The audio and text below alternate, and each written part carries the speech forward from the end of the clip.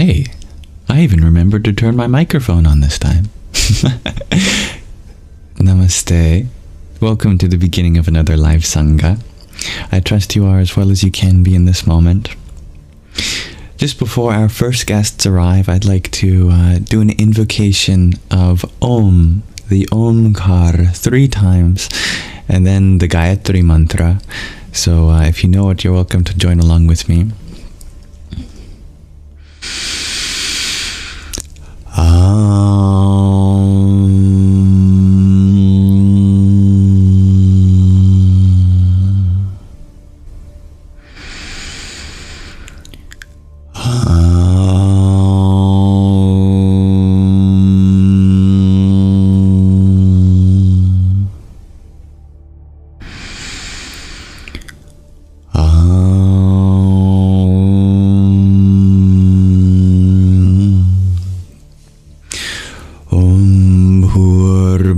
Swaha tatsaviturvarenyam bhargo devasya dhimahi dhiyo yo nah prachodayat.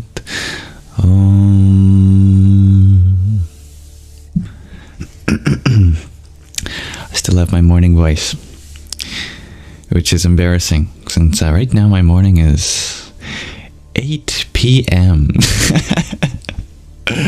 Oh well, happy to be here. Namaste, dear Giuliano. Thank you for the rose, ice cream cone, GG, TikTok, and cloud bread you've blessed our Saṅgha off with today. Thank you. Hari Om Tat Sat. Radhe Radhe, dear Magdalene. And hello, Separatio. Happy you like my turtleneck. And namaste, dear John F. Thank you for being here. Welcome. As our Sanghis continue to pile in, allow me to set the intention for this space. It is my honor to make this available for everyone who may benefit from uplifting each other, relating in one another's experience, and sharing positive sentiments, because Lord knows the world needs that right now. So may everyone feel there's a space for them here, regardless of their identity, nationality, orientation, belief system, etc. I hope that we come to see the common ground beneath our experience and leave the diversity as just an expression of an infinite source within that cannot be expressed in any one way in particular, and thus expresses itself in at least 8 billion ways. Namaste, dear Bali. You wonder if I have any study advice for biology? When I was in biology class, I would just be mystified. I was just so in awe at the miraculousness of the whole system and all the ways it fits together. If you can really, remember, why you're going into that class, to just be absolutely mystified by the miracle of life, then you might not even have to take notes, Anything that you become mystified by, it just makes an impression on your consciousness, doesn't it?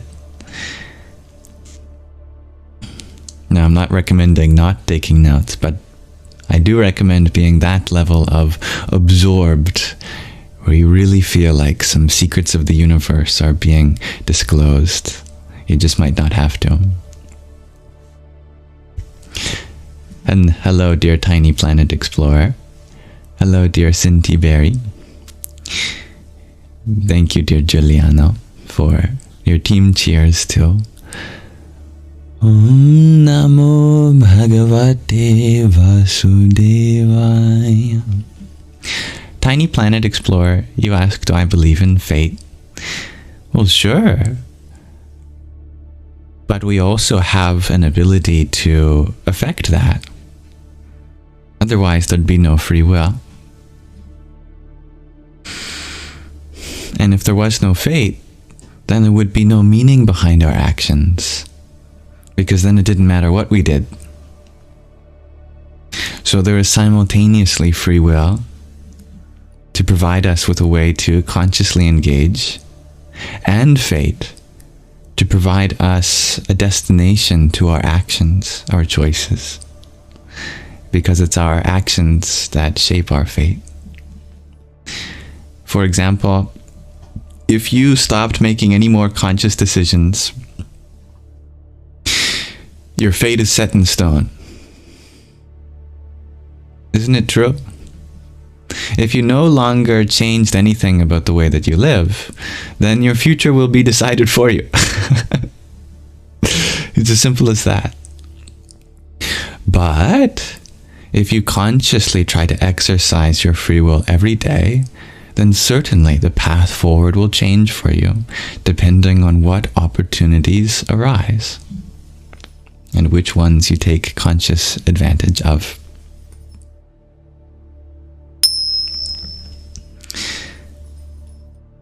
Welcome, dear lovable eccentricity, and namaste, dear Ushabai. That's funny, dear Bali. Good evening, Zenkra. Oh, I'm happy to hear that, dear Bella. Welcome. And namaskar, dear Ragnhildar. Dear Tiny Planet Explorer, you ask, do I feel a sense of connection from these lives, or does it come only from real-life relationships? I don't like that term, real-life relationships. That implies that there's no life to be had in other ways. It's true that a lot more of life takes place off of the internet, but it is still a genuine expression, just of a very different kind. The ways in which we connect is very different, but that does not mean that any feeling of connection is not necessarily valuable or real. So, absolutely, there is connection to be found in whatever way you connect with another. Each form of connection simply has its strengths, its possibilities, and its limitations. For example, connecting online means that we don't have to leave our house. That's a big plus. A limitation is that we might not get to watch the sunset together. That's a big minus. But overall, I believe all the pluses and minuses cancel out, and therefore it matters not which way you connect, but whichever way makes you most available to the pluses and not so bothered by the minuses. Choose that in each moment. You with an electric blanket and a cup of tea, living the introverted dream. Exactly. Namaste, dear crossfires. Now, today is a special day. Today is the 4th day in the celebrations of Diwali, Festival of India, Festival of Lights. Today, I believe, is known as Govardhan Puja, which is the puja, the worship of Govardhan, of a sacred hill in India, which is said to have been lifted by the pinky finger of Lord Krishna when he took Avadhara, descension on earth. And so it symbolizes the ability with faith to lift mountains, as we find in other cultures too, like the Christian tradition. I'm sure many of us are familiar with the adage of, if you just had faith the size of a mustard seed, you could move mountains. Well, something like that is also expressed on this sacred day. Let me tell you a little bit more about it. This day is also known as Anukut, and it holds profound spiritual significance in the Vaishnava tradition, those who worship the form of the divine as Vishnu and his various incarnations, as the all-pervader and sustainer of the universe. This day commemorates the divine pastime of Lord Krishna lifting Govardhan hill to protect the inhabitants of Vrindavan from the wrath of Indra, the king of heaven. This Leela illustrates the supremacy of divine love and devotion over material power and ego. The lifting of Govardhan Hill symbolizes the power of pure devotion and complete surrender to the divine. It reminds us that with unwavering faith and love, the divine protects and sustains us all through adversities. Adversities, that's a word I just made up. Adversities. The Annakut festival, where a variety of food is offered to the Lord, emphasizes the spirit of community and sharing. It is a time to come together in love and gratitude, celebrating the abundance of divine grace. And by worshipping Govardhan Hill, devotees acknowledge the sanctity of nature, recognizing it as a manifestation of the divine also.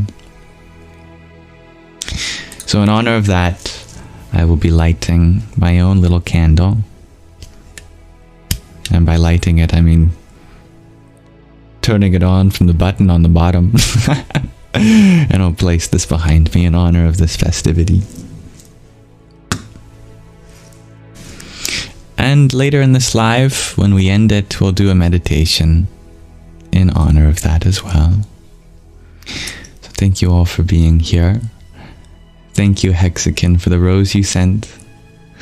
Hare Krishna. And dear Liberty, thank you for the hand hearts too. Om Namo Bhagavate Vasudevaya.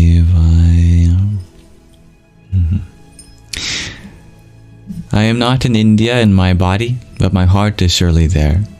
It just has yet to catch up.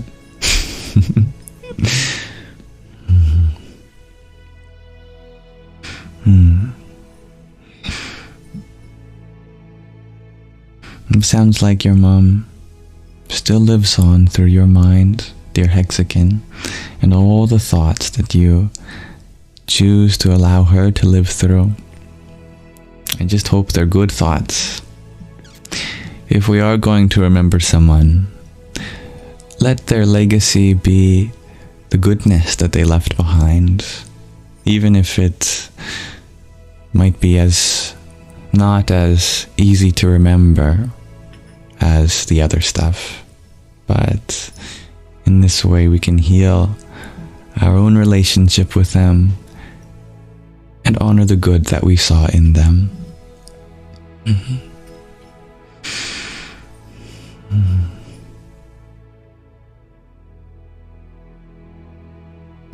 It's all about the sentiment that we carry in our hearts.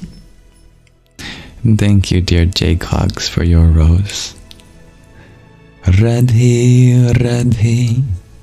And dear John F., thank you for your heart meat, your friendship necklace, your finger heart, and Tiny Tiny. Yippee!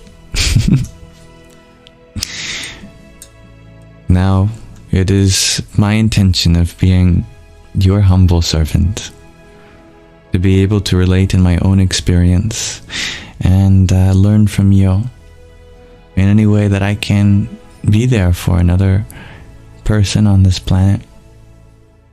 Aliens welcome too, but I'm not sure if they have TikTok.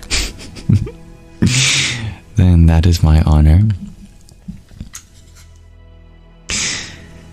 So I'd like to start off our Shravana, the hearing portion of our Saṅgha, the beginning, with another show and tell from one of you.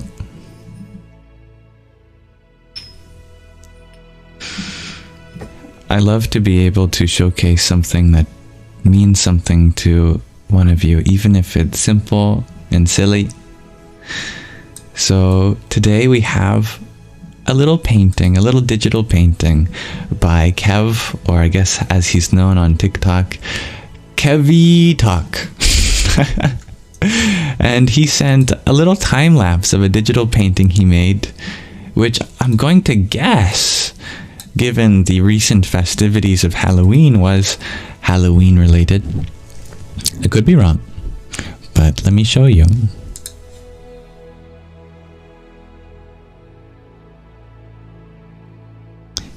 Here we have what looks like 5 traditional vampires in their, Transylvanian suits.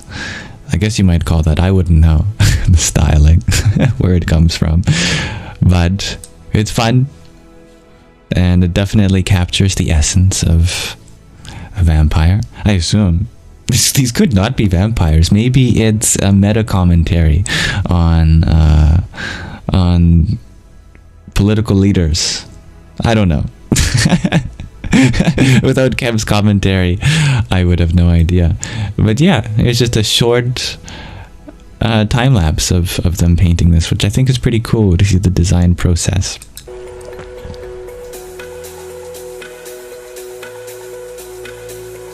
You can see the silhouettes being formed, background, the capes,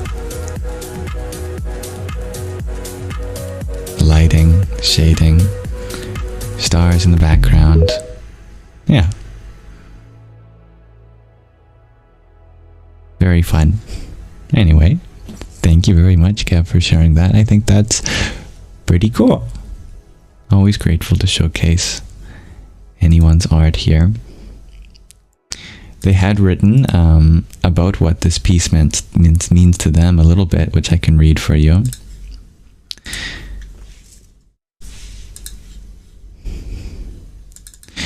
Kev writes for us, I used to teach art, and during the beginning of the pandemic, we spent a year teaching remotely from home.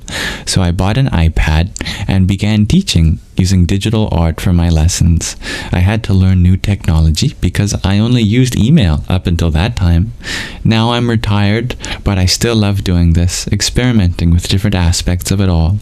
I try to show people what can be done, so maybe they would want to do the same or think about art differently. That's my story, and I'm sticking with it. Thank you for viewing my art, Kev. How wholesome. I love that even in retirement, trying something new, albeit inspired by having to compromise for the learning difficulties during the pandemic.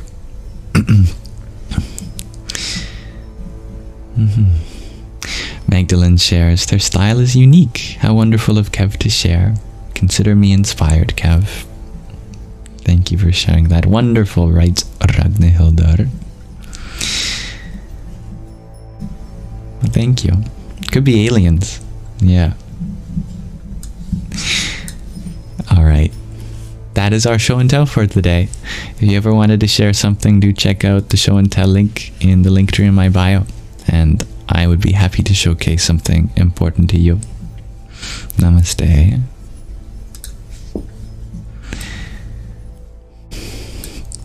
Thank you, dear John Simon Ritchie, for the heart me that you sent. Om Ganganapataye Namaha. And dear Fiddle Leaf Fig, thank you for your finger heart. Ram Ram. Hello, dear Mariham. Nice to have you here, and Miss Shelley. I am doing well. Thank you for asking. I hope you are as well as you can be, as I'm sure you are. Now, before we open up the space into Q&A on anything that our hearts may desire, I'd love to read to you another chapter from Hollywood to the Himalayas.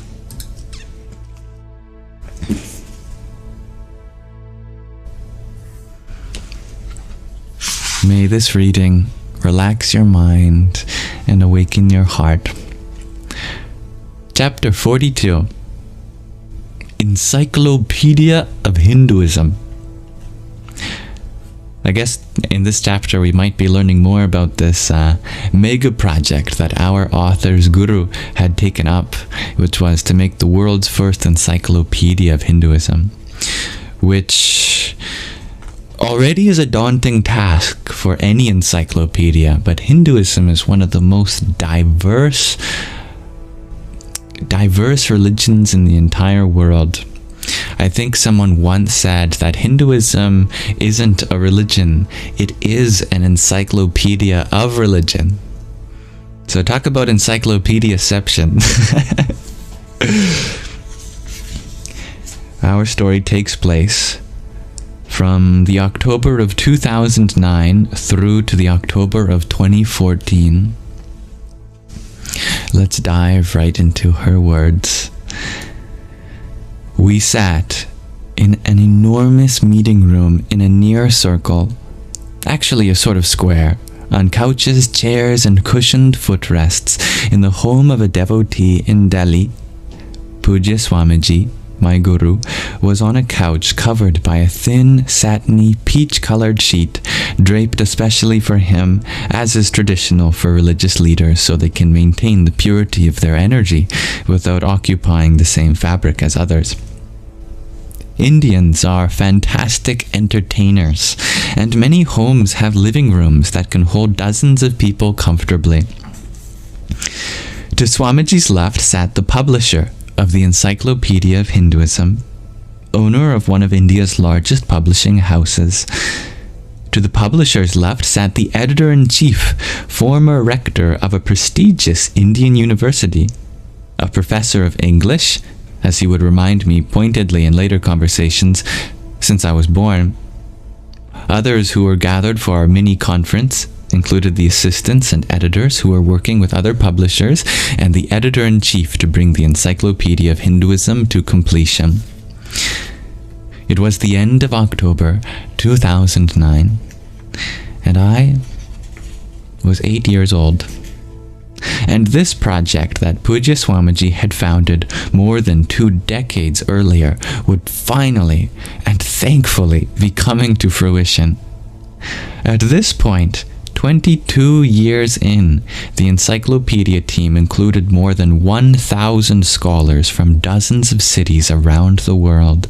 Each article had been reviewed by 8 or more renowned scholars for substantive editing, review, copy editing, and finalization. The illustrations had been painstakingly gathered from institutions as renowned as the Indira Gandhi National Center for the Arts, or the IGNCA. Since not long after the first Encyclopedia Project board meeting I'd attended in Pennsylvania in 1997, it had been clear to me that this initiative was more of an academic and logistical challenge than Pujya Swamiji had realized when he first suggested it, and perhaps even more of a challenge than he recognized a decade later. To have nearly 10,000 articles assigned, written, collected, compiled, edited, and finalized would be a mammoth enterprise, even for an academic institution of great repute, with a team of students and professors working on full time. To be undertaken by a religious leader who was dedicated himself in his entire life to sadhana, spiritual practice, and service was, many said, impossible. So, Swamiji established a foundation with branches in India, the United States, Canada, and the United Kingdom, and spent years traveling around the world with their chief editor, a South Indian professor emeritus from the University of Virginia, to handpick the scholars who would form the editorial board.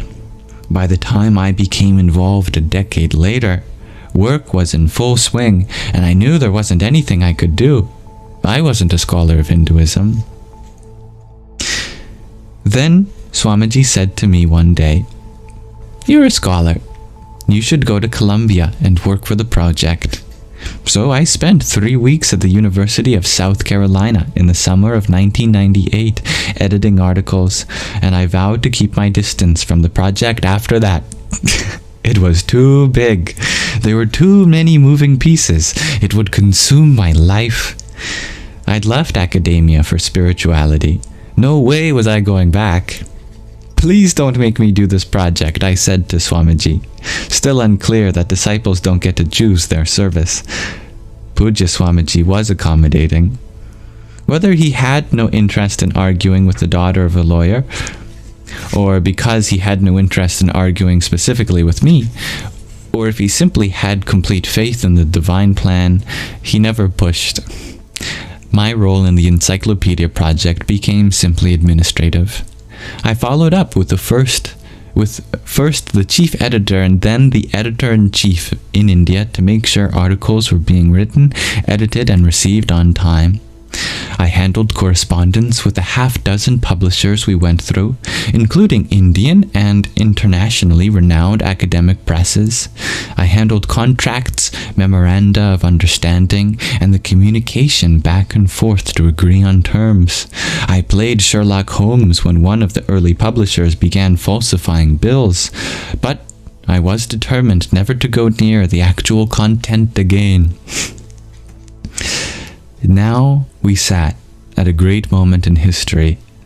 The board had made a decision in the early days not to publish the encyclopedia volume by volume, but to wait until all 11 volumes were completed and to release them all together. However, the first volume was ready to be printed, and the publishers came with the editor-in-chief and their teams to hand it over to Pujya Swamiji for his blessing. The publisher had said that within the next several months, the other 10 volumes would be ready to print. It was simply a matter of layout, design, and illustration selection. The editor-in-chief echoed this. His team had gone through all the articles, and the text was complete. The following spring, in 2010, the Maha Kumbh Mela, the largest spiritual gathering on earth, would be taking place in Haridwar and Rishikesh, where we live. Tens of millions of pilgrims were expected, and His Holiness the Dalai Lama had agreed to come to our ashram for the launch of the encyclopedia. How kind is that? Even though the Dalai Lama is, of course, a Buddhist leader, here he is recognizing an achievement from another religion. I just love when they do that. There had been whispers over the years that the encyclopedia would never be finished. Having no idea how long something like this could take, Pujya Swamiji thought it would be done in a few years. Then, revised estimates guaranteed it would be done by the turn of the millennium. But by 2004 and 2005, people had begun to wonder whether it could actually be accomplished. Every time I heard these whispers, I felt a pang of guilt. My throat would tighten and my breath would shorten. Was I letting my guru down? Was I avoiding the very project I'd been sent to complete? Who was I to second-guess God? But the pangs, strong though they were not as strong as my fear of going near the project. Yes, it was divine. Yes, it was historic and monumentous. Yes, it was the compendium of the cultural heritage of India. And yes, I would drown. Ganga, the holy river, is divine. She is the liberator, the purifier, the mother goddess. And if you go in too deep or bathe at the wrong spot, you will drown. Her divinity does not preclude the possibility of her killing you. The Encyclopedia Project felt the same. It would swallow me alive if I ever went near it. So, as I sat on that October morning, with the rays of a still warm autumn sun flooding the room from high windows, I smiled. The publisher had produced a digital print and wrapped it in decorate cellophane for Pujya Swamiji. Tied with a bow, after ceremonially opening the bow and paper, he laid it on the table. Thank God, it is done. Finally. As Swamiji and the publisher discussed plans for the launch with His Holiness the Dalai Lama, I reached towards the large glass coffee table at the center of the room to pick up the dummy copy. I opened it carefully, greeted by beautifully golden plates on the inside front pages. The Encyclopedia of Hinduism, a project of India Heritage Research Foundation. I flipped through the opening pages. Publishers' details, lists of editorial teams, and the board of trustees. Then a several-page list of contributing scholars, alphabetized by first name. Who does that? I had never seen a list alphabetized by first name. I then skimmed through the articles. The content was rich and deep, esoteric and profound. But in several places, there were grammatical mistakes. The style of writing felt In some articles, far from that to be expected in a scholarly publication. And in a few places, the content, while factually correct, did not seem it would go over well with the international audience Puja Swamiji was hoping to touch and inspire. Do we really believe that failing to take oil baths properly can lead to a loss of your children? I asked Puja Swamiji after the meeting ended and the group left. Do the scriptures really say that? What are you talking about? He looked at me curiously. It says here, I replied, reading from one of the entries, that our scriptures detail exactly when and how one must take an oil bath, and failing to do so properly can lead to a loss of health, wealth, and children. I closed the book. Really? Children will die because their mom had an oil bath at the wrong time, or their dad, or they did it in the wrong way? Of course not, he said. Show me. I opened the book and put it on his lap. He read the entry. Ah, yes, Abhyanga. They are speaking about the detailed instructions given in Ayurveda for health-including practices, including oil massage. If one loses health, then usually one loses financial security as well. Perhaps the original passage mentions children or family as well, but it doesn't actually mean that your children will die. It simply is emphasizing that through these healthful practices, one can safeguard one's health and good fortune. Yes, you are right, though. It should not be written like this. This could be misunderstood. Actually, I said carefully, there are some other places where I'm not sure the phrasing is done correctly. You must go through it, he said, no longer paying attention to the 10-foot energetic pole I had erected between me and this project. I will tell them nothing can be published until you've seen it. Thus began the next 3 years of my life, my inseparable marriage to the Encyclopedia of Hinduism. I went nowhere without the 3-inch thick books, bound by the blue plastic spirals, with cover pages reading Encyclopedia of Hinduism, volume whatever. As I had done for the encyclopedia on the teachings of the mother of the Aurobindo ashram a decade earlier, I went through the pages line by line, pen in hand. Mostly it read beautifully. Review by 8 top scholars ensured that most articles were ready for publication, but many weren't. In most of those cases, the issue was one of translation from the author's native tongue into English or untraditional uses of English words. Yes, ass is a synonym for donkey, but no, it's not the first meaning that occurs to most English speakers. Better to write donkey. As I spent my days reading every word and scrutinizing every comma of what turned out to be more than 7,000 articles, I was often transported to another time and place. The kingdom of the Mainakini, the temples decorated with a Hoysala form of architecture, the grassy fields of Vrindavan on which Krishna and the gopis danced the Rasa Lila. The challenge was staying grounded enough in my intellectual brain to catch the difference between it's without a comma and it's with a comma, or there in the possessive sense, or there in the locative sense, while permitting myself to be swept up in the river of wisdom and culture. I laughed as I removed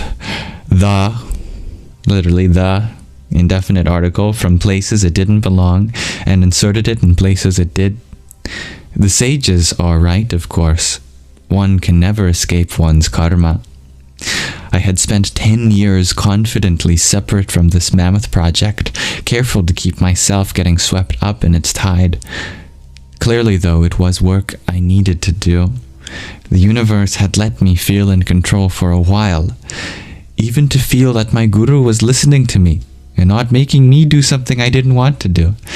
And now here I was, not merely reviewing some of the encyclopedia, but reading every word of it.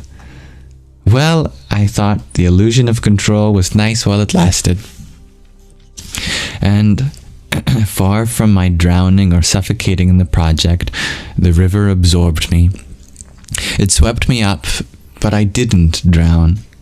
I stayed afloat, touched and taught deeply as my eyes ran dry, but my heart stayed wet. The only challenge, really, was the people I had to work with. India is a country that worships the divine feminine.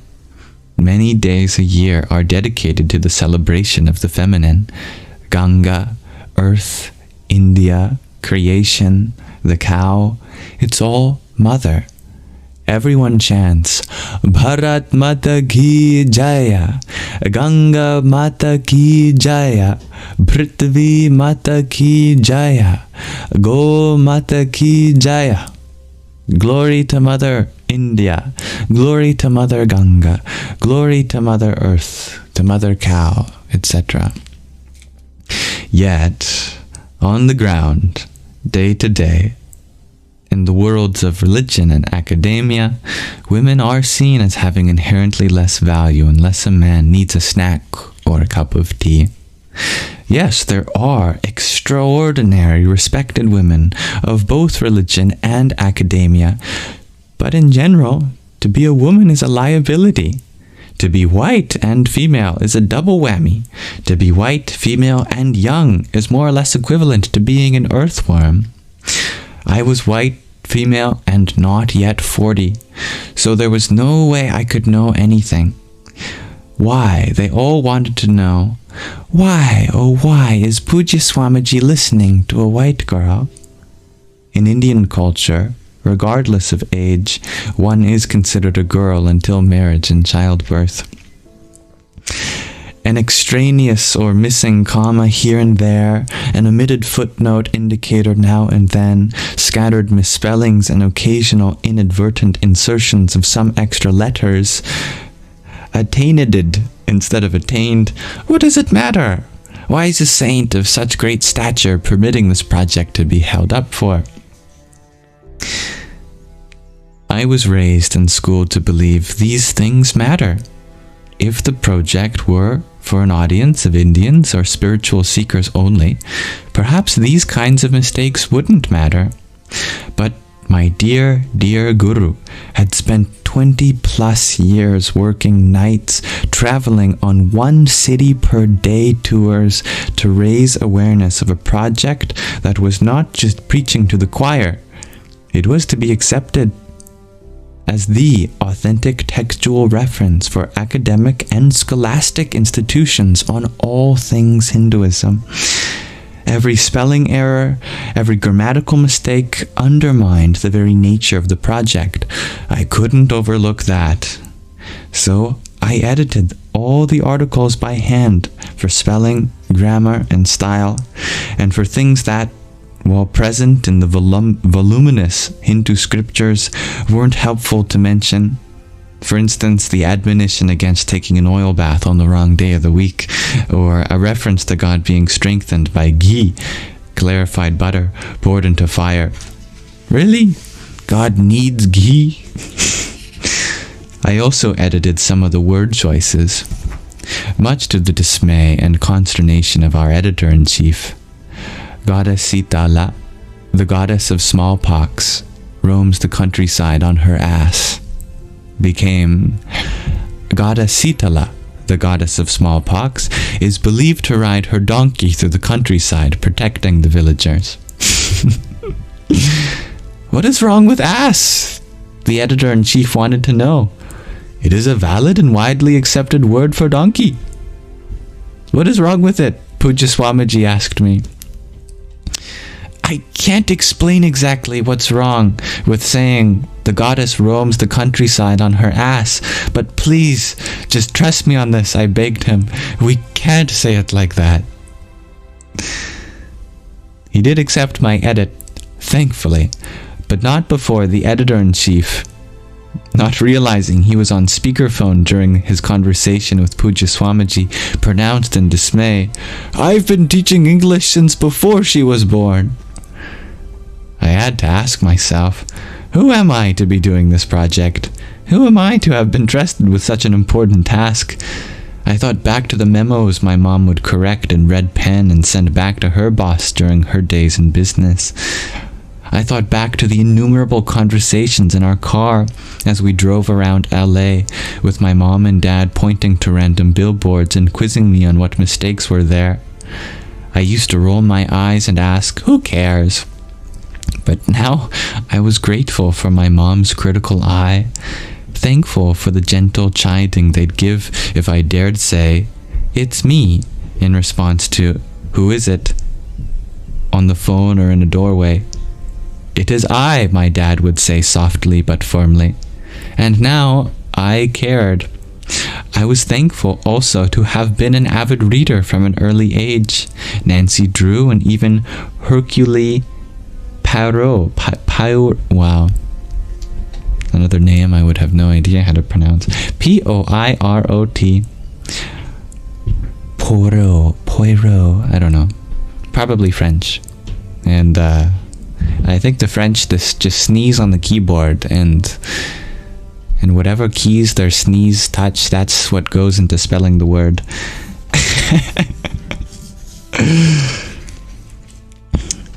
Anyway, she is grateful, our author, that these authors in turn got their grammar right. It's Poirot. Well, thank you for telling me, dear Solaris. I was not thankful for the stress, however. The only thing that made it worthwhile was the occasional laugh with Puja Swamiji about the encyclopedia. We could write about the making of the Encyclopedia of Hinduism. Mostly the thing that pushed me day after day to write another lengthy email to publishers who, when 100 corrections were sent to them, entered only 50 and introduced 25 new mistakes, was an inexplicable devotion to a culture that was not mine, but had adopted me with open arms. Why and how did I care so deeply about protecting a religion I barely knew? Why was I prepared to lose sleep and sacrifice the time and peace of my days to ensure that this culture and heritage are correctly portrayed in both letter and spirit? Since the beginning of my time in Rishikesh, I have felt a deep loyalty to the culture and religion of India. It is so frequently misinterpreted and misunderstood, even by its own scholars, particularly those schooled in India in institutions whose classes are conducted in English. There is an ironic and troubling trend among these graduates toward disparaging their own tradition and worshipping all things Western and modern. There is an unspoken but commonly held truth that whatever your grandparents did or believed is backward, and that which appears in TV series and movies and on the internet is progressive and sophisticated and therefore better. Somehow, I became a self-made advocate for India and Hinduism, and editing the encyclopedia nurtured that seed in me. By the time of the Dalai Lama's arrival in April of 2010, only 3 volumes were ready, so the event was recast as a preview and blessing ceremony. It was historic and exciting, graced by revered spiritual leaders of all the traditions, as well as national and political heads, social heads, and celebrities. Watching the Dalai Lama reach out and hug Puja Swamiji, grab at his beard and ruffle his hair. "Not fair," he repeated jokingly. "You have much, and I have little." Loosened the knots of tension in my mind and shoulders regarding the remaining volumes. By the summer of 2014, we were done, not only with all the editing and corrections, but also with our publishers. After a succession of India publishers had breached their contracts in myriad ways, we signed with an international company, Mandala Publishing, based in California. They redesigned the volumes, improved the illustrations, and prepared gorgeous new covers. We now were ready, with joy and pride, to offer these volumes to the world, beginning with the President of India. As I stood for the national anthem at President House on June 23, 2014, tears streamed down my eyes and cheeks onto the table in front of me. Oh boy, is this the national anthem of India? I am not going to know how to properly recite this. I'll do my best though.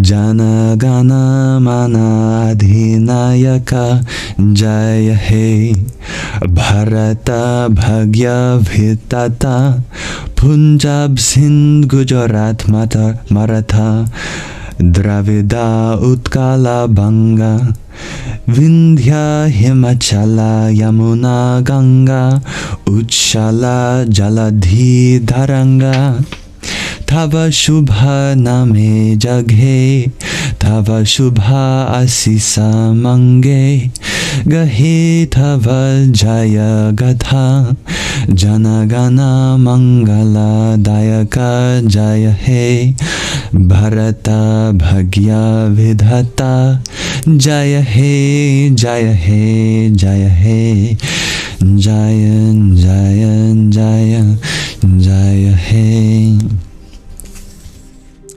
We bow to you, the ruler of the collective mind of our people. Thou art the Lord of India's destiny. Thy name rouses the heart of the people and the land of Punjab, Sindh, Gujarat and Maratha, of the southern states, Odisha and Bengal. Thy name echoes in the hills of India and the Himalayas, mingles in the music of the flowing waters of Ganga and Yamuna, and is chanted by the rising waves of the Indian Sea. The people sing thy name and praise. They pray for thy blessings. They sing the song of your victory. Glory to thee, the giver of good fortune to all people. Thou art the Lord of India's destiny. Victory, victory, victory to thee. Fortunately, my speech was not immediately following the national anthem, for it took a while for my eyes to dry. It was done. It was really done. And it was gorgeous and perfect.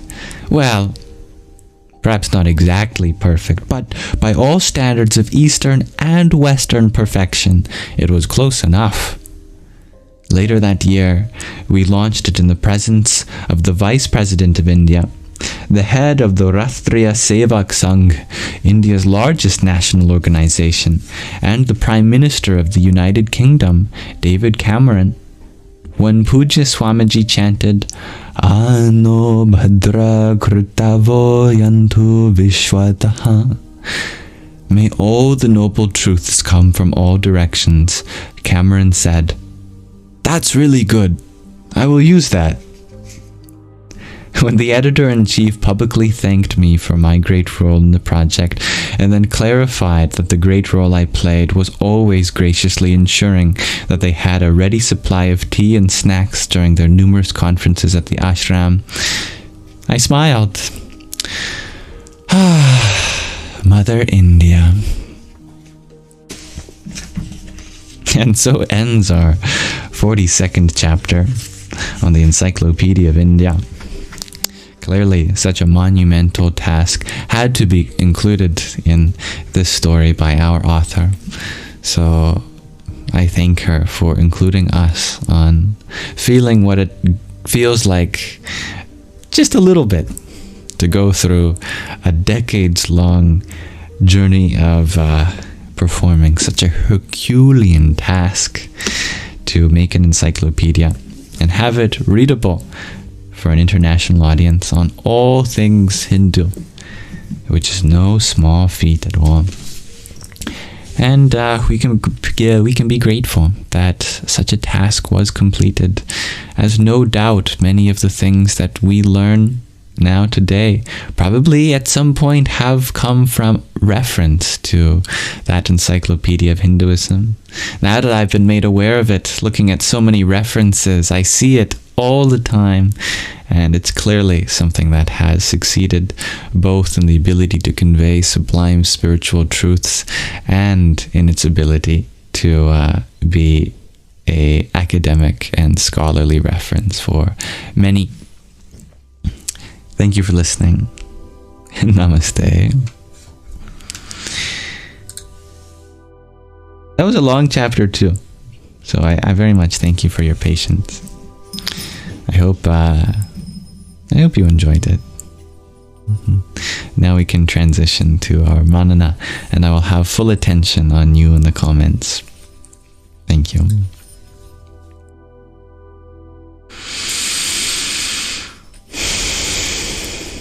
Why did the word Herculean make you laugh? It's a great word. Herculean. A task that could only be completed by Hercules. Am I hydrated? Thank you for the reminder, dear Kev. I will hydrate.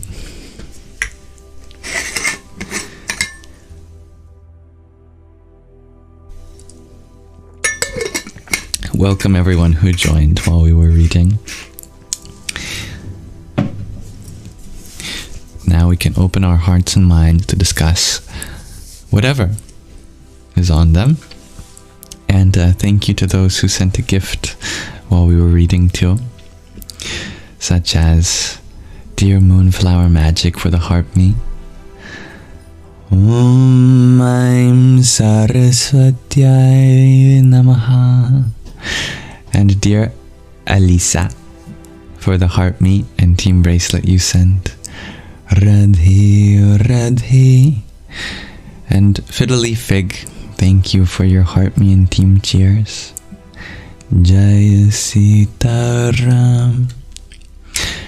Could we please pray for the people of Valencia, Spain, and the 1300 not yet found after flash flooding? Absolutely.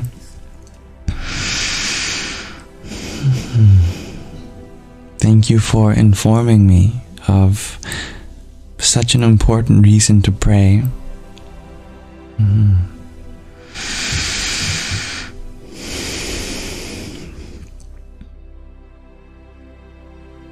May all those who have been separated from their family reconnect with those who are lost.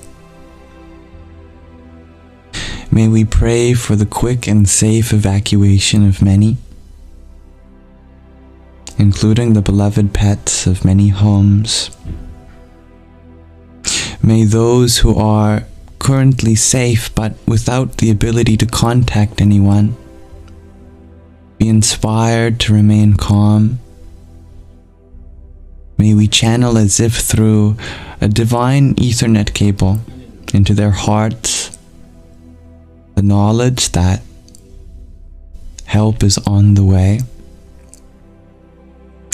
May we pray for the ability of first responders and all those who are capable of helping in the rescue efforts to be able to do their job with ease and success.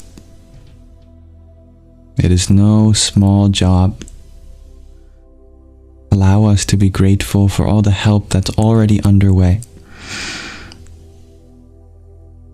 And if we have some ability to help in the form of contributing to any relief efforts, may our money and resources reach the places in the world that our physical hands cannot. And let us pray for a quick ability to repair all those homes and critical infrastructure to be able to support the lives of many, while letting go of attachments to material possessions when people's lives are much, much more precious. And so that the knowledge of those who have been saved be something that washes away our attachment to the things that don't truly matter. What matters is the happiness of all those affected, that those who are experiencing tragedy be healed both in their body and hearts. And may we pray for Mother Earth.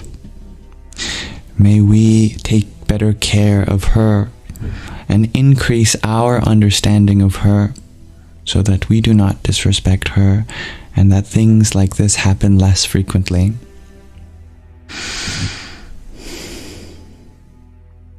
For all things that are out of our control,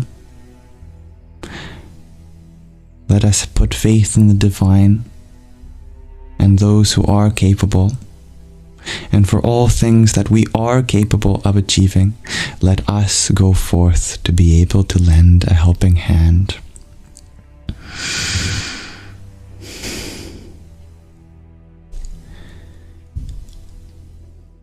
And let no one drown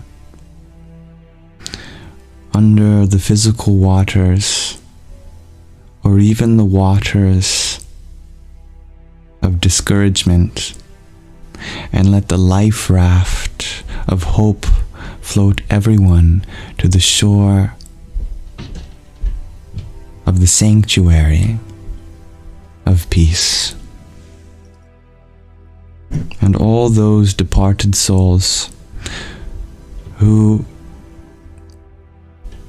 are gone to another part of this universe to do great things, may they find success in whatever the next part of their journey has to offer, and may healing enter the hearts of those whom are grieving. Om Shanti Shanti Shanti Harihi Om Tat Sat. May there be peace in our environments, peace within ourselves, and peace in the forces that compel us.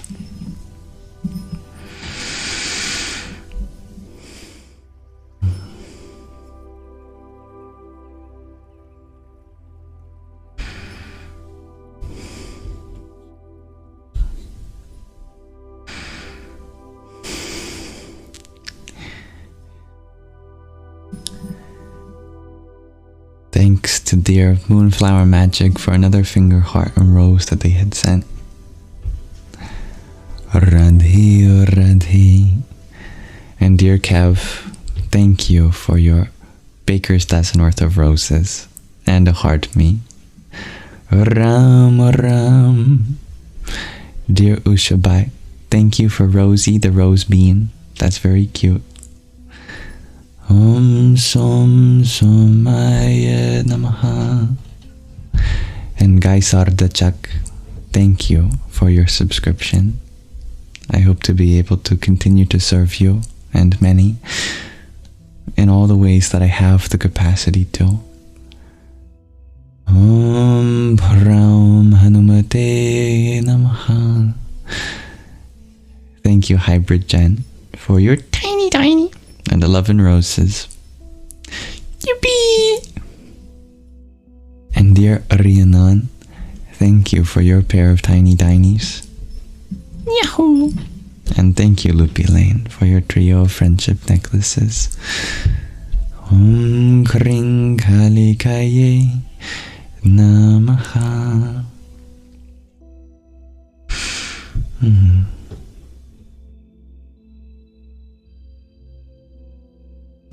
Much love, dear Loopy Lane. And thank you again, dear Ragnhildur, for the opportunity to consider all that which can be done for those whom need it most. As with any tragedy, let our minds go to what can be done to help. There's a story. Once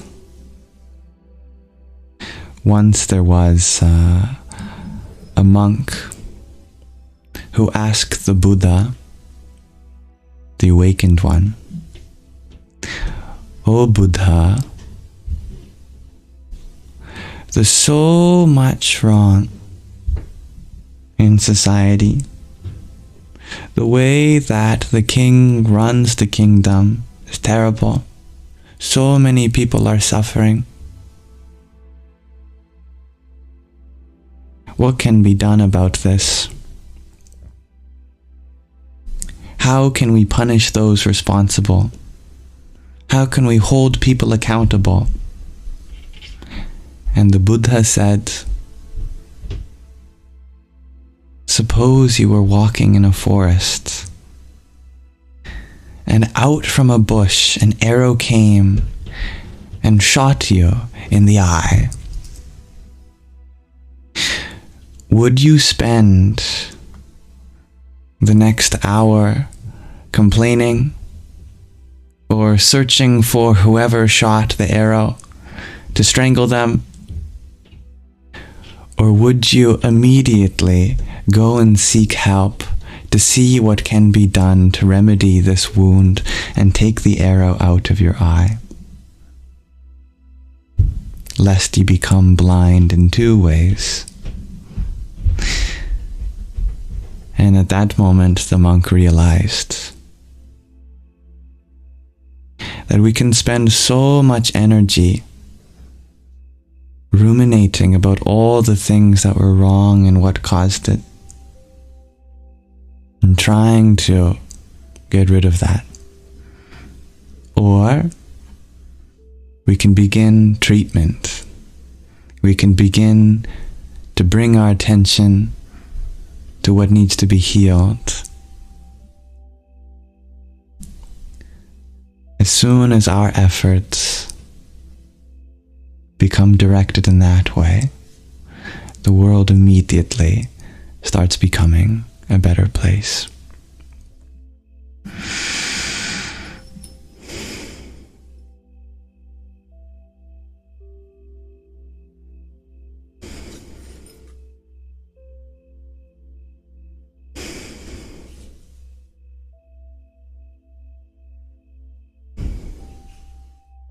Dear Hybrid Jen, you share in reference to last night's Saṅgha. You distinctly picked out a rainbow of fruit today at the grocery store, and nuts and seeds.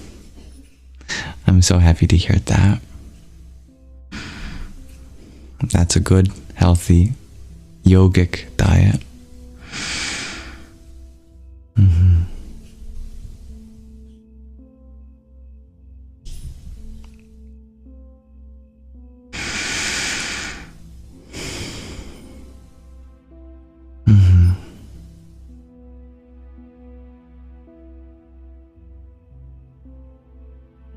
Welcome, dear Stormy Area.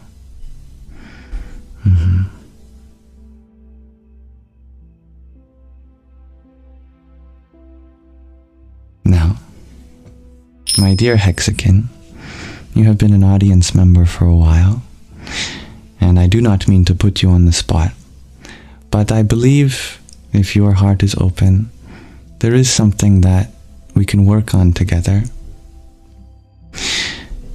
It seems as though whenever I speak on something in which we can make a difference in this world,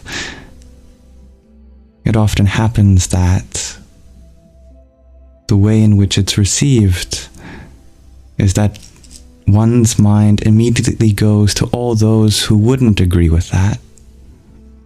But this is precisely the point of the story that I told. Whenever we introduce goodness and our mind goes to all those people that wouldn't also support that goodness, then we make the very same mistake. Because as long as we're waiting for someone else to make the difference in this world, then that difference will never come. We have to find fault only within ourselves and look for the good in others. And that is the intention that I have for the Saṅgha.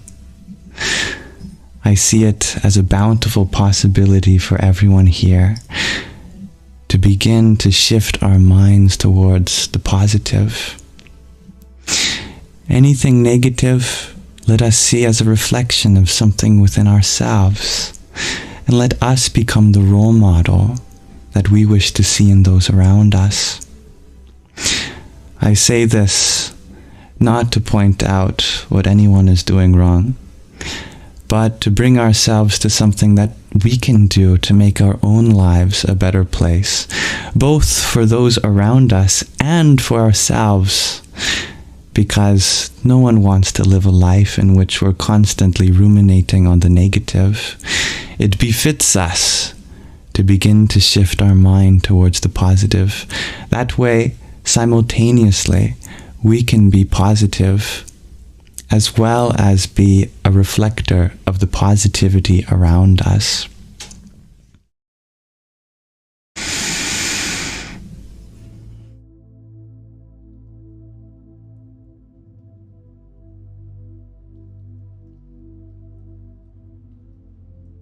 The only way to change the world is by first changing ourselves.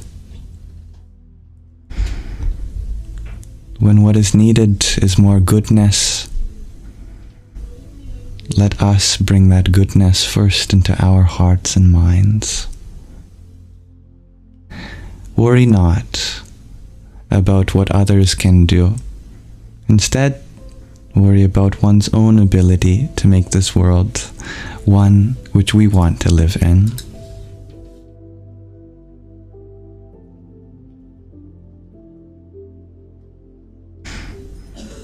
Thank you for understanding.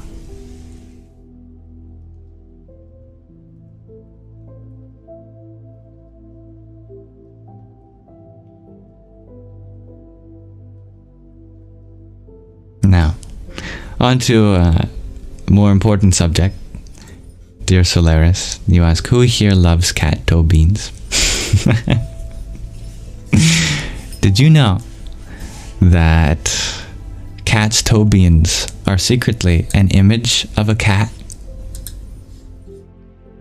It's true.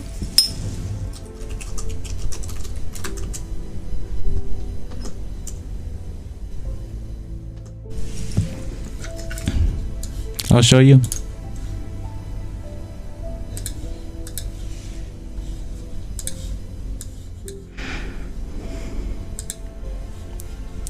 Here we have your everyday ordinary toe beans, but what if I told you there was a secret image of a cat? Don't believe me? Enhance.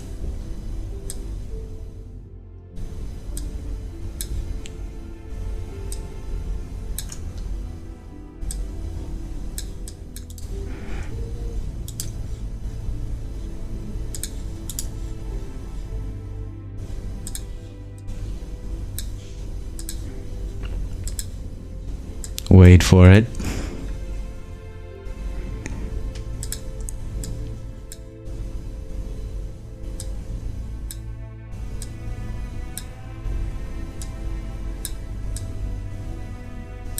Oops. My drawing isn't very precise.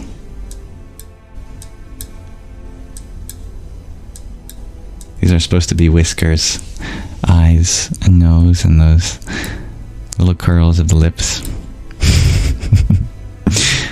There's a kitten hiding in the toe beans, like a little teddy bear. And there'd even be little toe beans here, theoretically. These are the paws.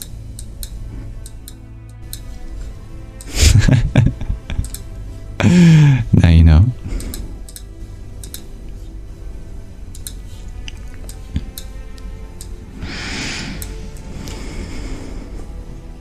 Good night, dear Kev.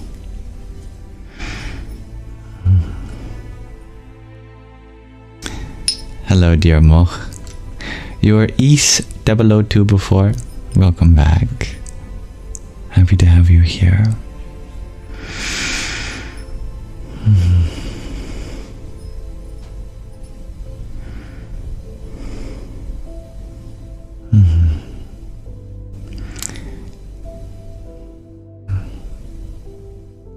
What a beautiful quote, dear Bubbles. The wild geese do not intend to cast their reflection, and the water has no mind to retain their image. And beautifully said.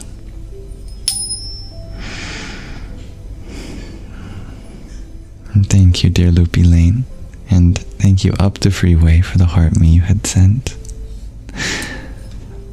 Om Namo Bhagavate Rudraya.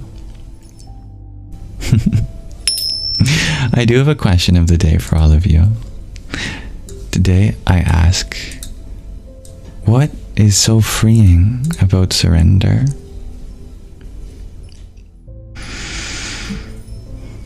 It's funny how we use the word surrender in two very distinct ways. There is the idea of losing. If someone surrenders, that means they lost. But there's a different kind of surrender. One that is so freeing. What is that? A kind of surrender that isn't losing, but truly winning.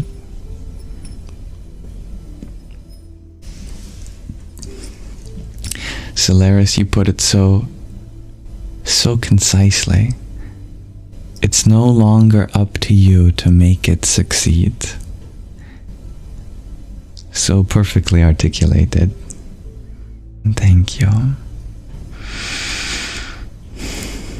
Living in the moment, taking it one breath inward and one breath outward, shares Lily.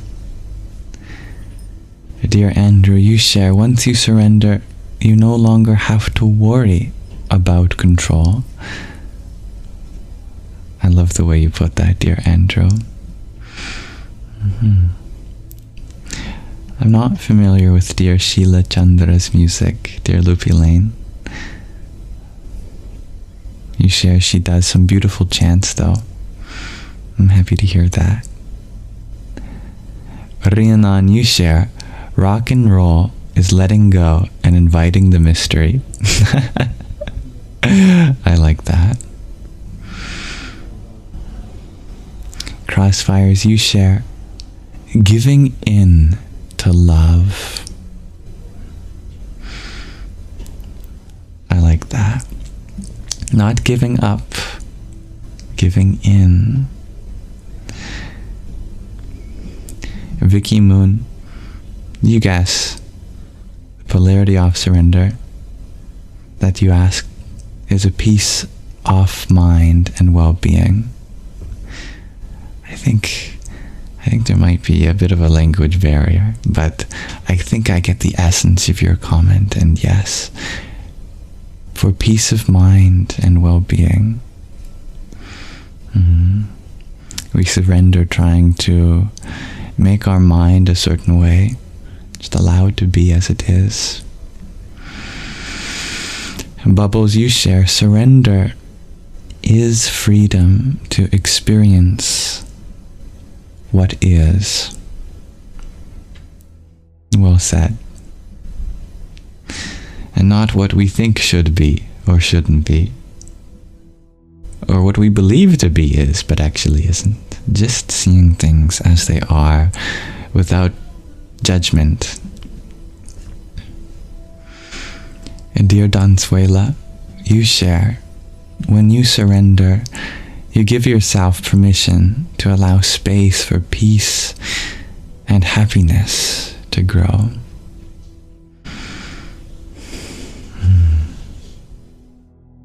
Beautifully put, dear Donsuela. Yeah. Ragnhildur, you share, it gives us serenity and humbleness. Yeah. Ushabai, you share, do your best and God will do the rest. I like that. Join a flow, shares Hypergen, in a beautiful trio of words. So succinct. Go with the flow, shares Loopy Lane. That's quite alright, dear Vicky Moon. I hope you get some well-needed rest soon. Philip, you share, surrender allows for the universe to surprise you in miraculous ways. I like that a lot. Be open to miracles. Dear Isabel, you wonder if I can shout out your husband, Jonathan.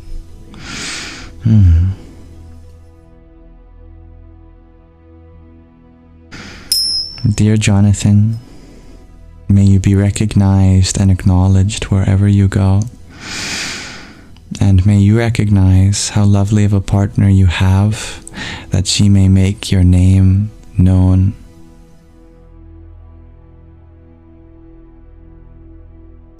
Dear Cody Jane, you share and surrender. There's no longer spending so much energy fighting. That energy can sometimes be better utilized elsewhere. Well said. You put it so well. Thank you. Sadhu. Secure, you share, you know more when you surrender. I like that. Frees up some space for more understanding. Joining the cosmic dance, shares Rhiannon. I like that.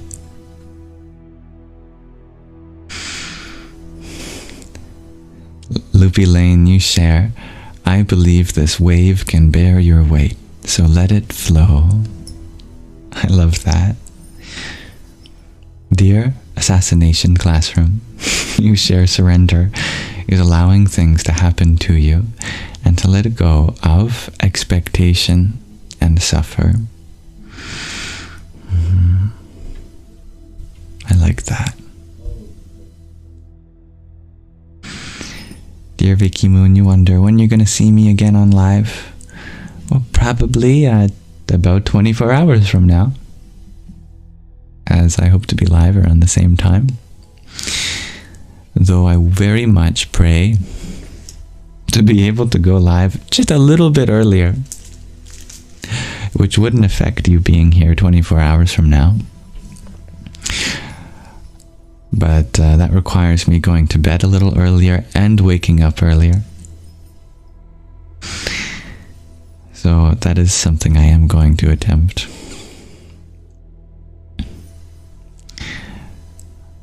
I really enjoy these answers that many of you have shared. Thank you. Such wisdom about freeing up space within yourself, freeing up energy, recognizing that you don't have to fight, that your energy can be spent doing something other than fighting. You can resonate with that, dear Loopy Lane. I heard a glass break somewhere in my house. I would wager it could be a cat. Cat testing if the theory of gravity is still working. Conclusion, gravity is still working. They gotta check, you know? What happens if it's not working? You know, as a cat, that would be the end of so many things that you hold dear to your heart.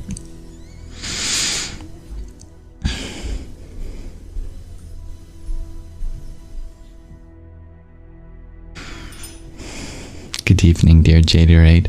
Solaris, you ask if I'm into the Rise with the Dawn yoga. I would love to be able to do that. That is a goal of mine. Right now, I'm a Rise with the Dusk kind of person. In fact, today I got out of bed after the sun had already set. Which, you know, I always feel so guilty. It's like I'm cheating on the sun. I'm so sorry, sun. I didn't see you rise today.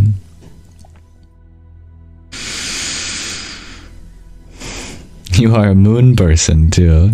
That's a great way of reframing. dear Rhiannon.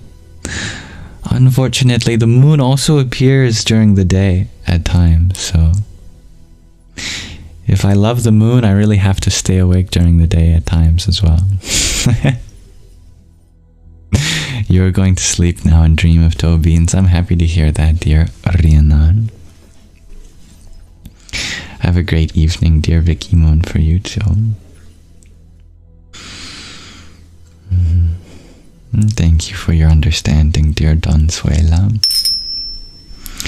Fortunately, I think many other aspects of my life are becoming healthier. I think God gave me the challenge of not sleeping at appropriate times, because if I slept at reasonable times, I would be unstoppable. And we can't have that.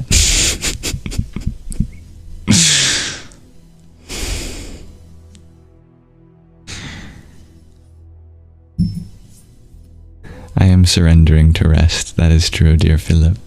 Well said. Crazy Halloween night. I'm not much of a partier. I had lovely trick-or-treating with my sister. And then I did a live stream after that. And I went to bed at a relatively reasonable hour. Only 4 in the morning. Sometimes I can go to bed later than that. But no, actually, I woke up with feeling really nauseous in the middle of the night.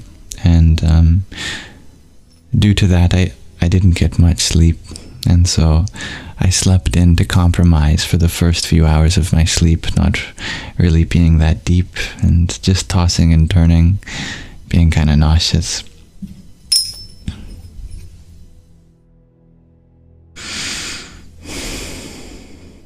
And thank you, dear David Robinson, for your heart me.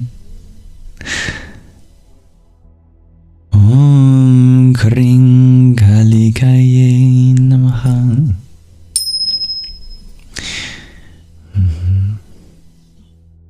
Too much candy then?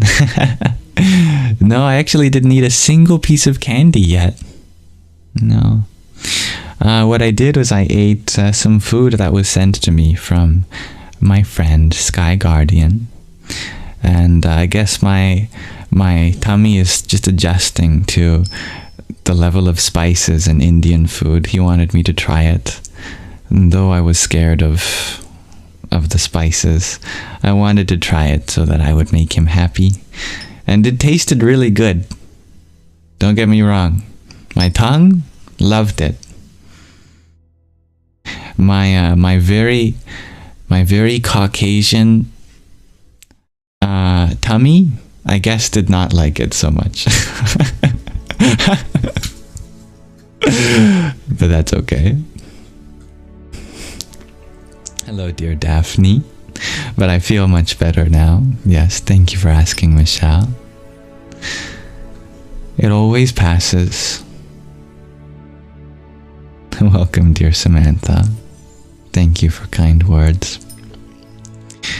They say oatmeal cookies help with nausea. Maybe I can try. Well, maybe. We've got some oatmeal cookies. I'm the type of person that anything you put in your mouth makes you more nauseous. In fact, even Gravol makes me more nauseous. Every time I've taken Gravol, I just throw up like immediately after. So the thing that helps me most is just to meditate. Whenever I'm nauseous, I just meditate. That's all I can really do, and that helps. Surrender to the experience and just abide, try to relax into the sensation, and that helps. And thank you, dear Loopy Lane, for your hand hearts. Om Namah Shivaya.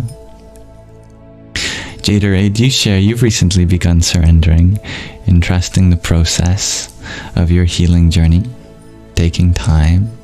I'm happy to hear that. Namaste, dear Anna. Dear Daphne, you ask, what does surrender mean? You are asked to surrender to life, to consciousness, and it's been no words.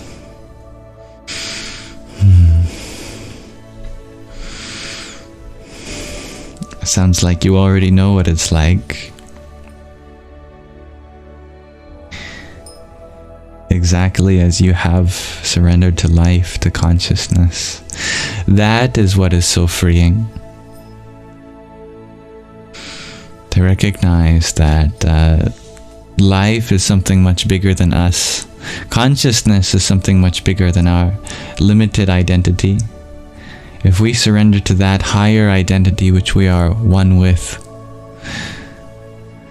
so liberating that is.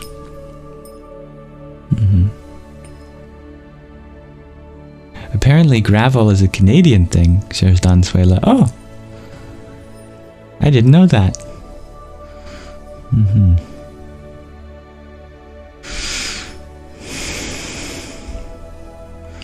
Vikstaru, you share that ice water and fresh air helps you. Yeah, I like a cold cloth in the back of my neck. That can help a lot. Maybe ginger help, a ginger shot. That is true. I thank you everyone for sharing things that help you. That is a beautiful thing to do.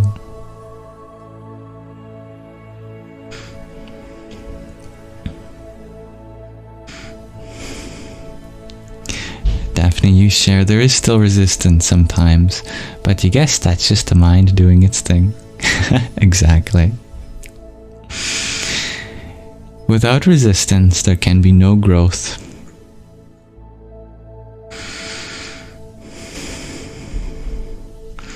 There must be some force compelling you to grow in the direction that you must push against.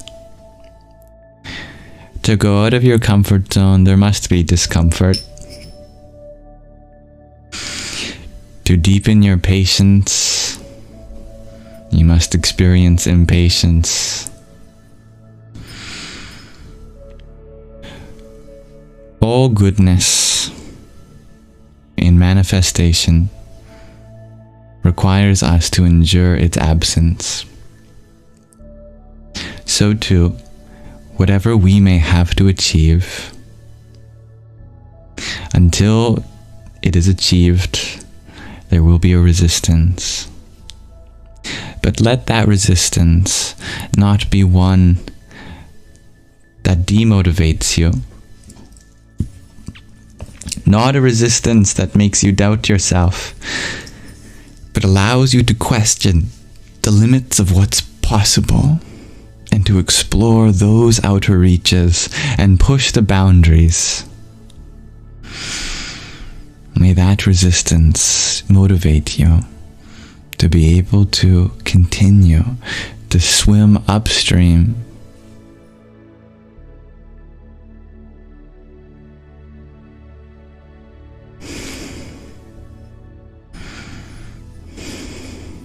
Thank you for your love, dear Daphne. You see that too.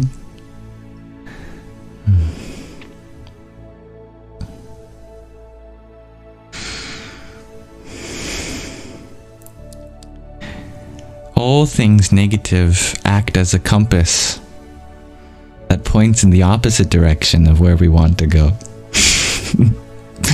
And you might think that a compass that points in the opposite direction is a terrible compass. But actually, you can still make full use of it, because all you have to do is flip yourself around. And if you travel in that direction, then you know you're going in the right one.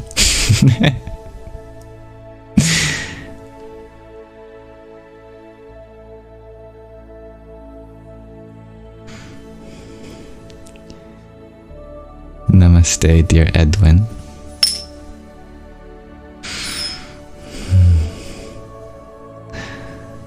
Om Namah Shivaya. If you know south, you know north. Exactly. They are what they call in math collinear. Even if they're pointing in opposite directions, it's still along the same dimension. Therefore, it can still help you gain your heading. All you have to do is remember to turn 180 degrees. And thank you, dear Daphne, for your 15 roses.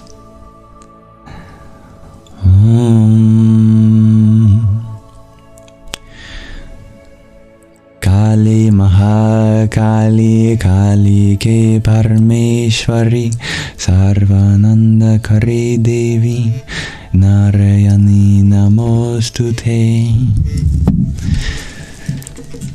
Now I apologize for my vibrating phone. Allow me to turn off the alarm and remind myself that it's time to think about how we're going to end this live stream in a little bit.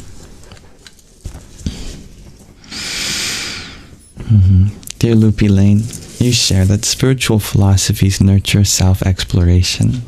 Now that is very true. You point out that religions have an opportunity to do that, but the way that they make themselves appear to us in our society, that opportunity is not so clearly available. Now, this might be a pedantic note, but I really would love to empower our vocabulary to point out possibilities. And this means a subtle change in the way that we use the term religion. When we have gained a negative association with any word like religion, we can ask ourselves, is it because the word itself refers to something inherently limiting, or have people used it in the past in a way that inherently limits its true meaning and purpose? And it's in that way I'd like to empower our words. That it is not that religions themselves mute people or limit people. It's that people use them in limiting ways. So let us release the limitations of these words and find a way in which they can be empowering us as we empower their meaning, full of possibility. For example, we can say that religions oppress, but I say that if anything is oppressing someone, then it doesn't deserve to be called religion. If someone is saying that I am religious and therefore you are less than me, then they are not truly religious. Do you see the shift in our word choices? In the same way that if anyone says that they belong to any religion, but yet do not act out of kindness or love, then they're not a genuine representative of religion. Because the original intention is not to oppress anyone or suppress anyone's voice, but truly to make this world a more meaningful, inspired, and inclusive place. If anyone uses the word religion to mean anything but that, then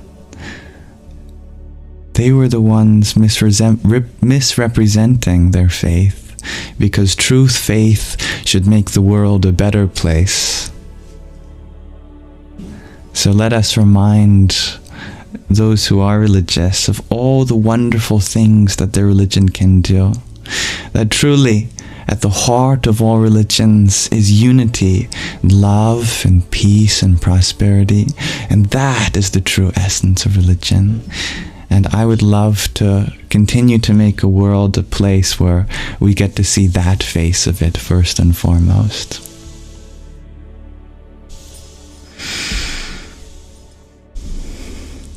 And thank you, dear Pheromone, for the heartme that you sent. Om Namo Rudraya. And dear Ragnhildur, thank you for your swan till. It's very beautiful. Jai Sitaram. And dear Cordis, thank you for the manifesting. Om Namah Shakti Shivaya. Dear Billy, you ask, if all of these mantras, teachings, Sanskrit, etc. that I share each night are not a religion, is it a philosophy? Now to really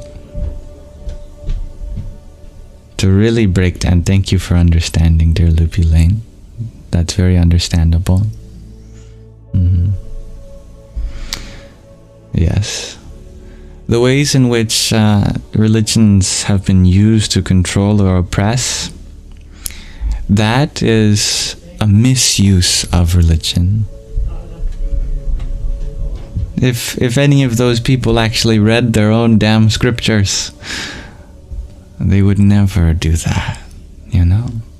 If they truly understood the core beliefs of what it means to be a Christian, a Buddhist, a Jain, a Hindu, etc., there would be no connotation of controlling the populace, etc. That is relatively recent. We go back thousands of years. It is not necessarily so. Let us empower the original intent to make the world a more harmonious one.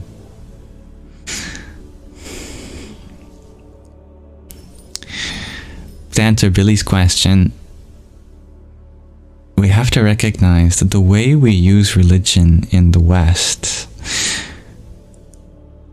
as a word doesn't apply to the East.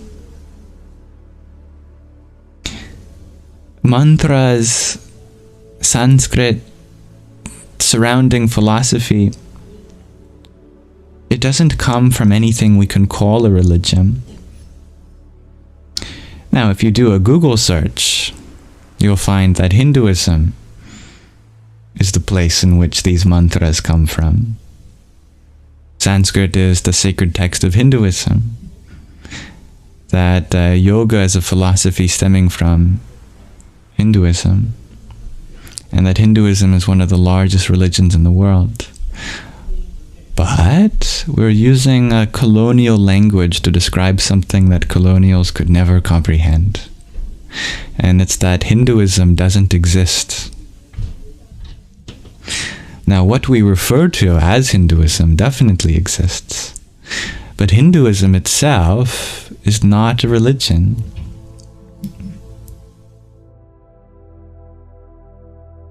It is spirituality itself.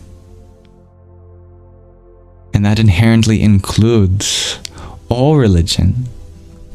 That everything that you consider spiritual or religious, it's included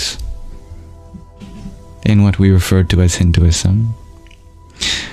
No Hindu ever says that Christ is not God, or that Allah is not God, or that Buddha was not an awakened one. What we really mean when we refer to as Hinduism is an all-inclusive spirituality.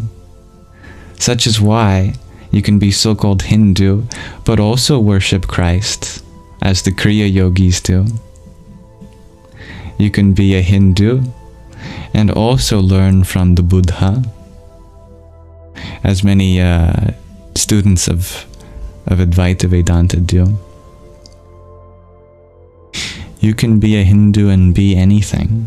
It's not something that's distinct from anything else. It's inherently inclusive.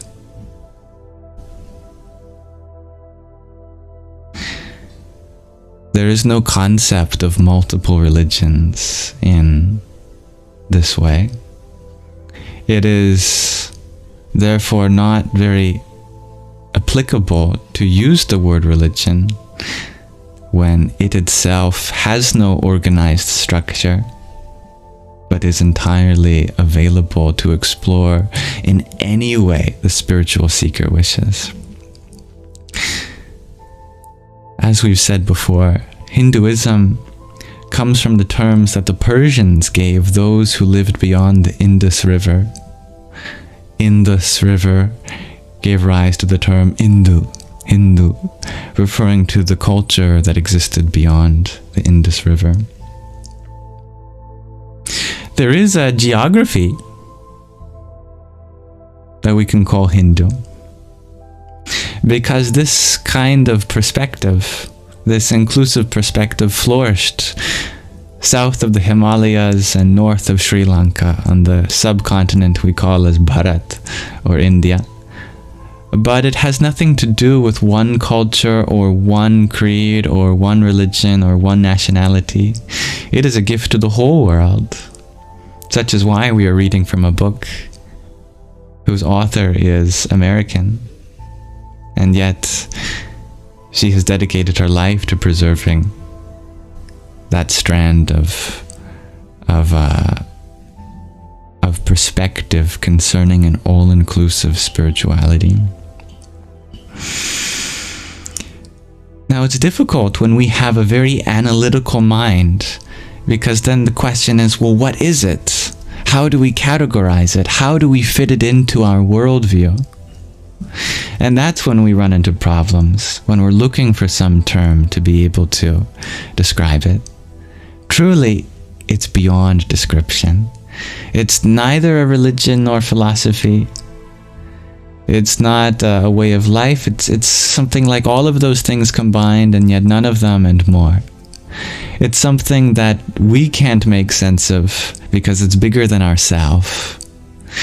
That there's no way to fit it into our worldview as something that is just along with other distinct parts, because it contains the whole. It contains us. We are really a small part of it. And what is it known as?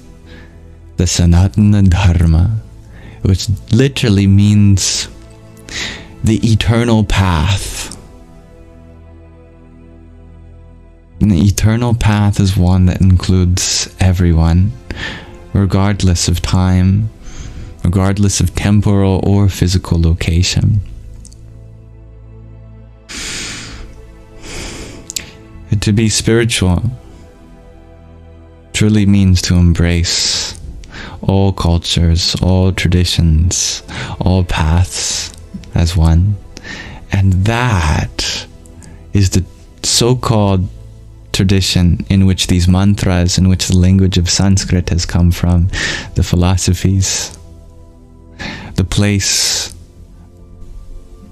of universal truth, which is applicable whether you're Christian, Buddhist, Hindu, whether you're a Jain, whether you're Jewish, whether you're Muslim, whether you're an atheist, whether you're a trans-theist, regardless. That is the gift that that part of the world gave to the whole of the world.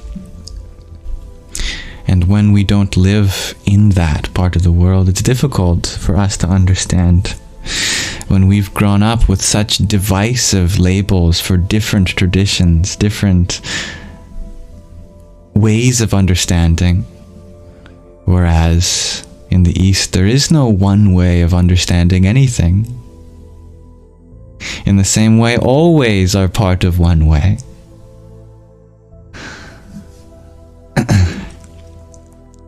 So this has really been an absence of an answer. We've just been exploring what it's not. But I hope that informs you about what it is.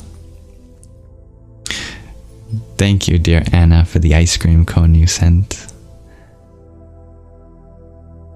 Hare Krishna. And Bobby Subeka, thank you for your heart meat.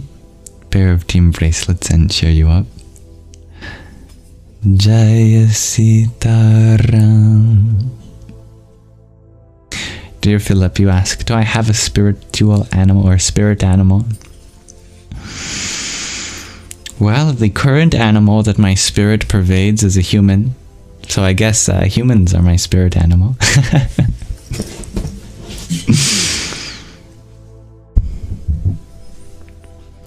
And humans are Mother Earth's caretakers for all animals.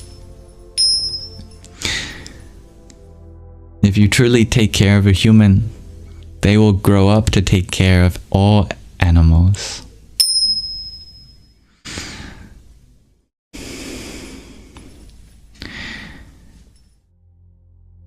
Dear Bobby Sue, you have an answer to our question of the day.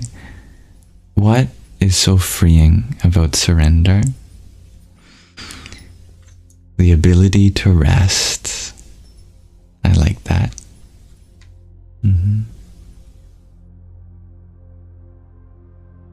Alright, dear Billy.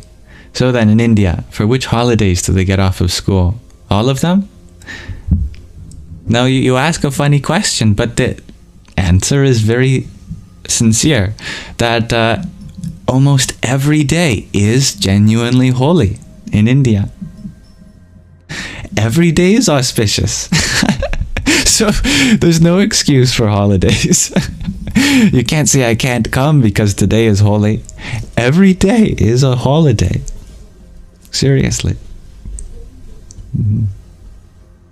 Every day something sacred has happened that we can look back on and celebrate. Thank you, dear Ten How You, for your heartbeat. Om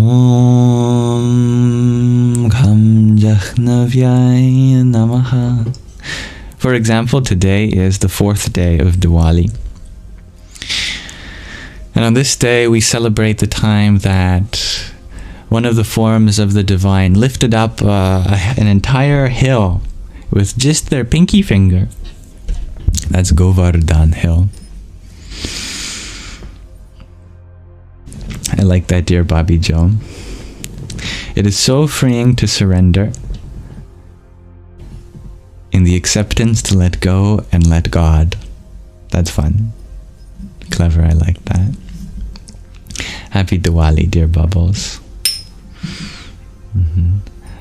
Hello, dear Rhiannon. Dear Mirna, you wonder, have I been to India, to Bharat? My heart has surely explored it. My body has yet to catch up. And hello, dear thoughts from us. 53 days until Christmas Eve. That is true. But we have to wait until Remembrance Day, until we can really start thinking about Christmas. We have to wait a second. Is Remembrance Day only a Canadian holiday? I wonder.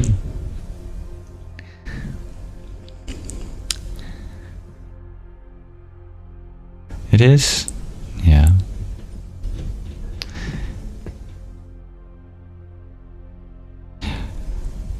On 11/11,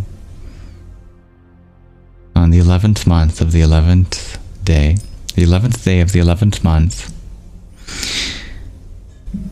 World War I was paused. And there was a brief period of mourning for all of the unnecessary bloodshed in one of the greatest armed conflicts in terms of casualty that our world had to face.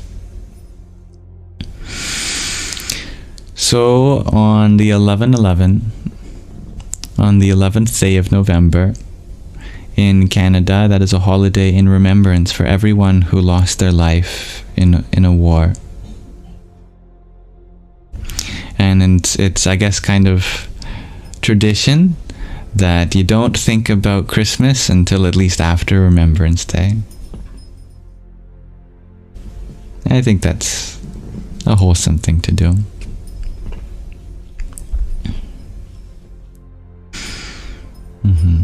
It's called Veterans Day in 11/11. Well, it's the same then.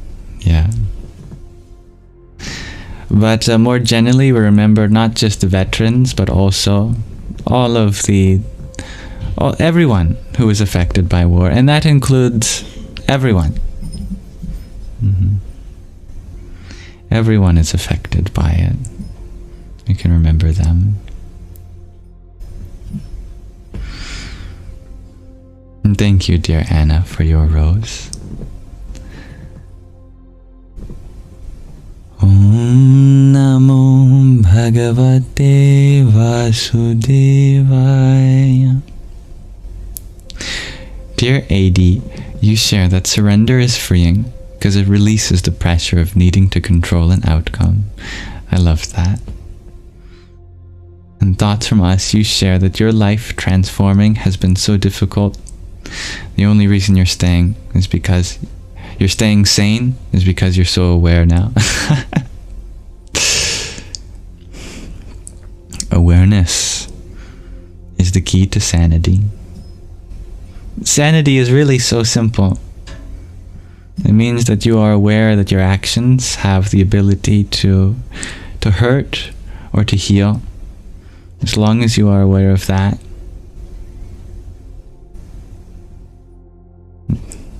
don't worry.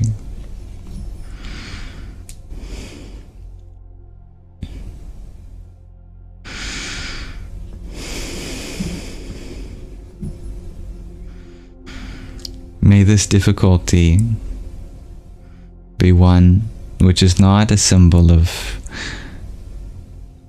defeat, but a symbol of victory that's hard-earned and fought for, so that every day you know that you are improving, even if in the temporary your physical, your mental health may take hits, though we may still have more room to prioritize them. In between those times, so much change occurs, and I hope you trust yourself in the process.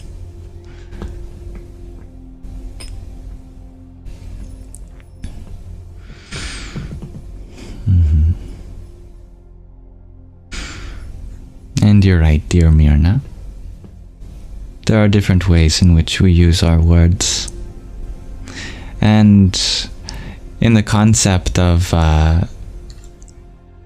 genuine warfare, one should certainly fight for the things that they love without surrender, and that's their duty.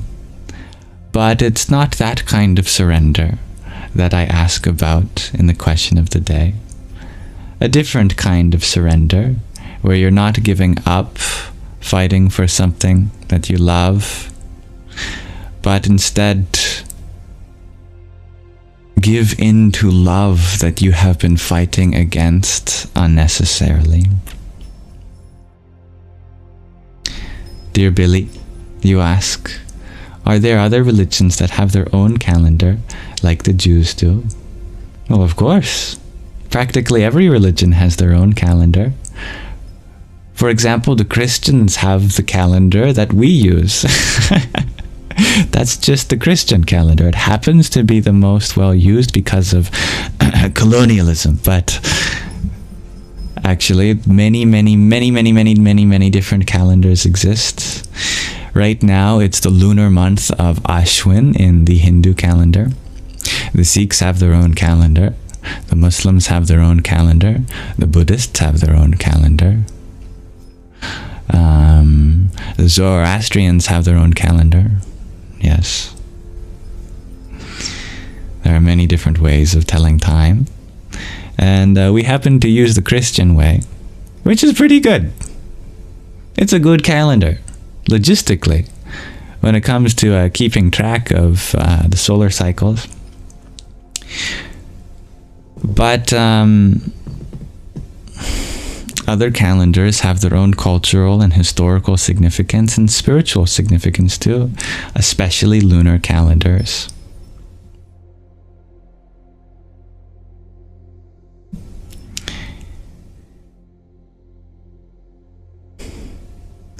And thank you, dear Anna, for the rose that you sent. Om Sum Suryaya Namaha. You don't have enough characters to answer this question in one go, shares James. That's quite alright. I understand. Still, I challenge you to be able to condense a vast experience into a distillation that, once planted like a seed in another's consciousness, begins to grow and sprout the fruit of the depth of experience that went into crystallizing your wisdom.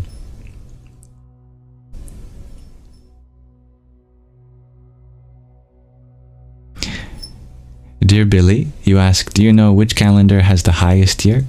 It's the year 5784 in the Jewish one. Oh yeah. Without comparison, it's the Hindu calendar. It is... We are in something like the 51st year of Brahma, which is the creator. And a year of Brahma is equal to 100 days of Brahma. Each day of Brahma contains a whole cycle of manvantaras, which is an age of civilizations. No, not just civilization, of life itself arising on a planet and then decreasing. And then each of that is made up of several kalpas, which are accumulation of yuga cycles, each in turn millions of years. And of that, we are in whatever. And adding to that, one lifetime of Brahma is just the age of one universe, of which there have been infinitely many before. And so, according to the Hindu calendar, we are in the year infinity plus however many trillion, and then billion and million, etc. Absolutely no comparison. They're bigger numbers that I even have the ability to comprehend, you know. So we're not talking just years, thousands of years. We're talking about cycles of millions of years, of cycles of billions of years, of cycles of trillions of years, of cycles of universes. The Hindu calendar is the only one that's even on the same order of magnitude as our cosmological models of modern physics. In fact, the Hindu calendar is even larger than the age of our present universe, way beyond 13.7 billion years. You can tell I'm passionate about that subject.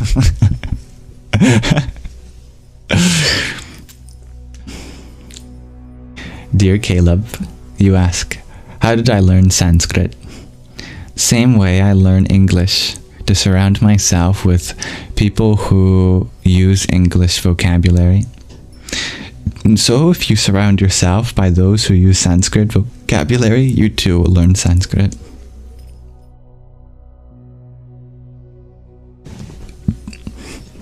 You have a few particles that feel that old for sure, shares Miss R.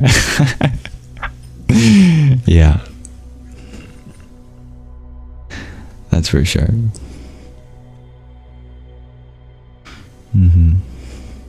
Dear AD, you ask, what inspired me to be interested in this? Was it existential or previous experiences? It absorbed me into its wake. I had no intention of learning any of this. But now when I open my mouth, this comes out. I don't even know where half of this comes from. But if you open up scripture, you'll find it's there. So many things I say, and I never studied this. This is just written on my heart, in the same way it's written in your heart too. And if you look inside, you'll find it there. That's why the Buddha always said, don't believe what I say. Look within yourself and you'll find the same truth.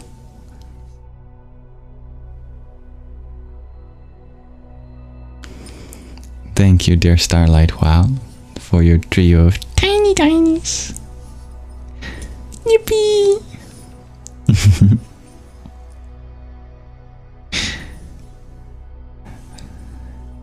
What is Sanskrit? Asks Vicky Moon. Sanskrit is the oldest known spoken language. We have reconstructed even older languages, the proto-languages, Proto-Indo-European, Proto-Indo-Iranian, Proto-African. Some people have even tried reconstructing Proto-World, the whole of the world's ancestral language. But the oldest language that we know someone has spoken, that we have definitive proof that someone spoke at one time, is Sanskrit, particularly Vedic Sanskrit. Sometimes Vedic Sanskrit is because it's so old that it's distinguished from classical Sanskrit, and so it's just called Vedic. And the language that came from that is called Sanskrit to differentiate. The reason that's done is because it's still spoken today, and I think that's very beautiful.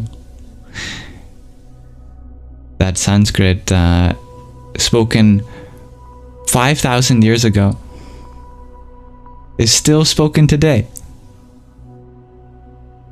I think that's pretty neat. Sanskrit is the language where we get most of our spiritual words from. You've heard of karma, you've heard of yoga, you've heard of a guru, you've heard of chakras, you've heard of mantras, you've heard of kundalini, you've heard of the Buddha, you've heard of, what else?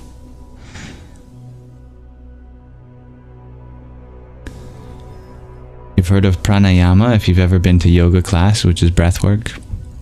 All of these words remain untranslated, and they remain in Sanskrit. These are all Sanskrit words, which makes you wonder what the English translation would be. And the answer to that is that there isn't any.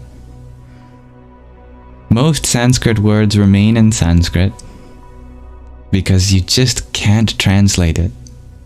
And that's because the language of Sanskrit is phonetically tied to its meaning.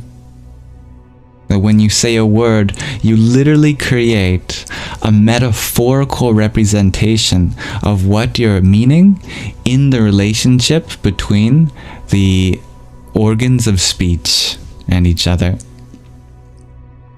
Sanskrit soundscape is made by the combination of 5 elements and the 3 energies of the universe. The 5 energies are earth, water, fire, air, and space. And the 3 energies are rajas, passion, tamas, darkness, and sattva, purity. The combination of any of the energies and any of the 5 elements gets you the 4-dimensional space of Sanskrit sounds.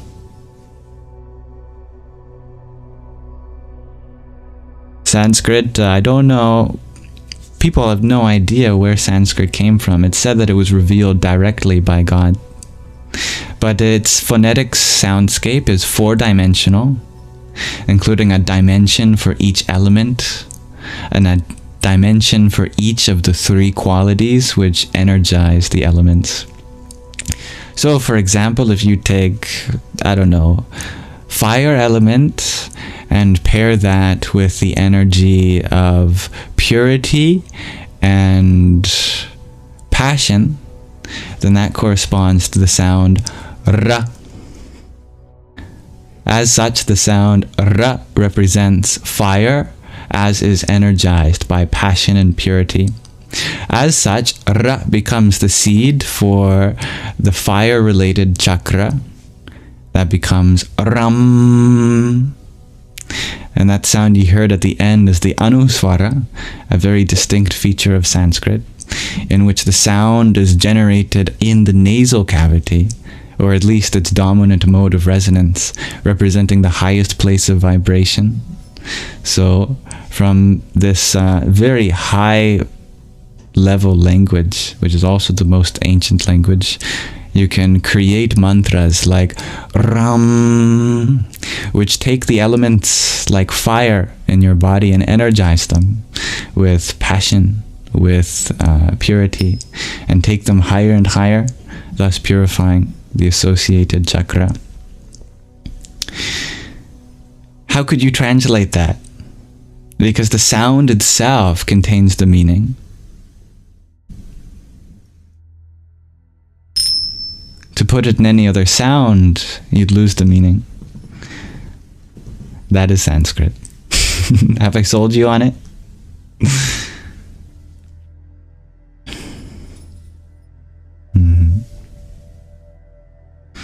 That's right, dear Solaris. You could give people nicknames based on their inner qualities.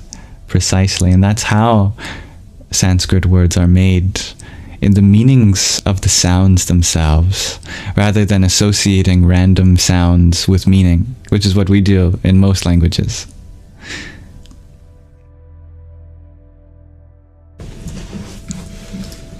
Just by hearing a Sanskrit sound is enough to tell you its meaning, basically. Whereas, if I tell you a new English word, unless you recognize a cognate in another word or its etymology, you'll have no way of knowing the meaning. But if you meditate on just the sound of Sanskrit, that tells you everything you need to know.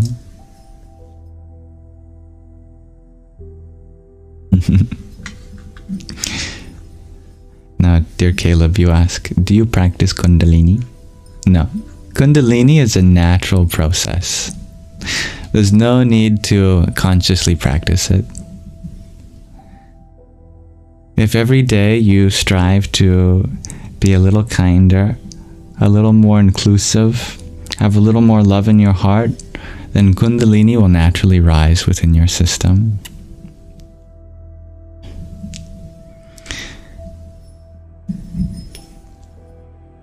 Kundalini means Kunda Lini.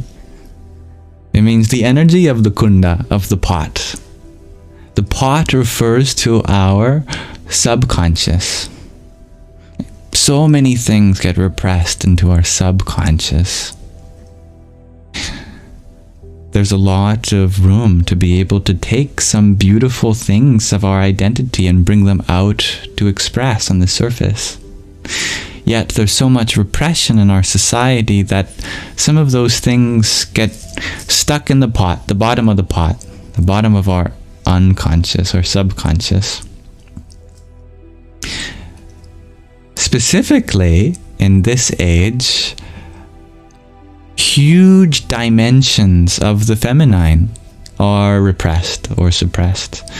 As such, Kundalini generally refers to the repressed feminine qualities within everyone, obviously within males. For some reason, we live in a society in which if you're a male, then you can't be feminine at all. But the ancient yogis said that's ridiculous, because feminine is the mother, and we are part of Mother Nature. Therefore, we all have her energies within us. We should respect them and use them to our advantage. So there's a big storehouse of feminine Kundalini in many males, but also in females too, because many feminine traits that we don't today associate with femininity also get repressed. And that includes, for example, the feminine's right to stand up for itself.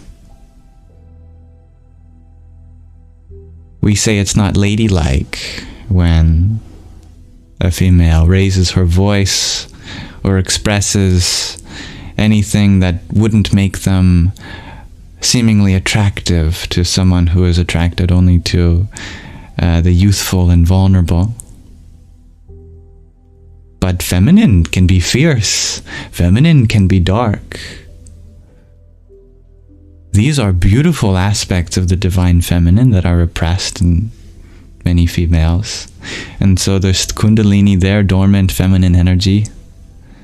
And like a lioness. Yeah, I like the way you put that, Vicky Moon. So, to really practice Kundalini, therefore, just means to awaken those energies. And that happens naturally as long as we are becoming more inclusive, like a mother. And as we become more inspired to stand up for those, to feed people, to help people, to ensure a just and love-filled world, that mother in you will certainly awaken naturally. So there is no necessity to try to accelerate that progress.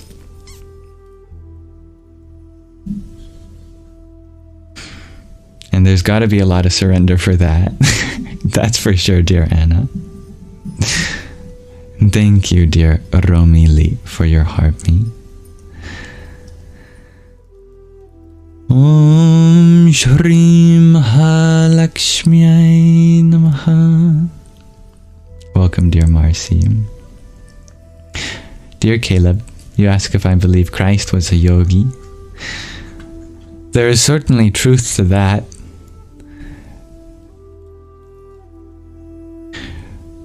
What Christ taught is definitely compatible with what the great yogis taught, especially the Kriya yogis, who have been able to blend their teachings with Christianity, as was done by Paramahansa Yogananda and his lineage of gurus stretching back to Mahavatar Babaji, who himself, as a yogi, is referred to as the Yogi Christ. And that's no accident. Paramahansa Yogananda gave many lectures and wrote many books on how, secretly, the Bible is a yogic manual which guides the energies in your body up the spine, just as Jesus was raised to the cross and then rose above that too, and then came down. So too, there's an energetic system in our body in which we can ascend to the Father, which metaphorically exists at the crown of the head, and we can return back to everyday consciousness as well. For example, the Kriya yogis point out that when we use the term born again in scripture, we're talking about reincarnation. Nowadays, we refer to it as someone who was previously maybe not initiated into a church, and now that they are, so they're born again. But Paramahansa Yogananda said, well, if you read the scripture, it doesn't talk about any sort of initiation into any particular religion. It just says that those who are unable to enter the kingdom of heaven have to be born again. Now, you can interpret that as a reason to do some ritual, like getting baptized, or you could take that more literally. You could say that those who are unable to reach the highest abode have to return back to earth again, just as the Eastern philosophy goes. So I really love how the Kriya yogis have created a reinterpretation of the Bible. But that's not to say it's the only valid interpretation. It doesn't mean you have to look at it this way to gain benefit from it, nor is anyone necessarily wrong for interpreting it another way. That's just a very a yogic interpretation. If you're interested in perhaps blending a culture or tradition that you were brought up with and one that maybe you fell in love with at a later part in your life.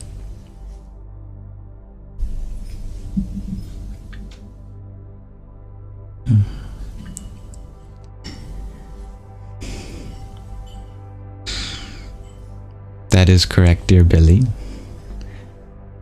Jesus was Jewish.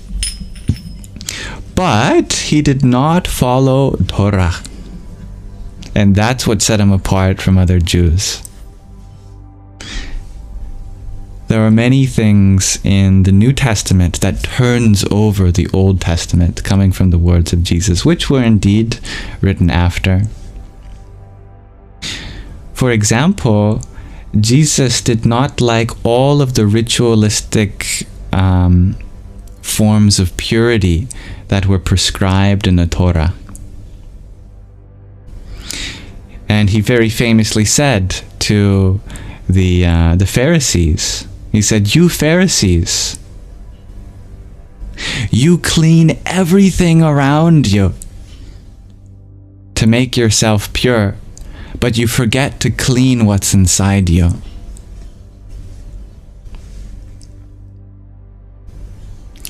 This is because, for example, there are very strict rules on you can only eat from something that has been ritually cleaned, that women who are on their periods weren't allowed in synagogue, etc.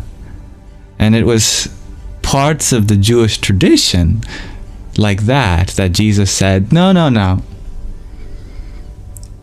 That was revealed at the time for a purpose, but now I have come to reveal something new, a new testament. So he was culturally and genetically Jewish, absolutely. And he built upon the Jewish tradition, but he made something new out of it.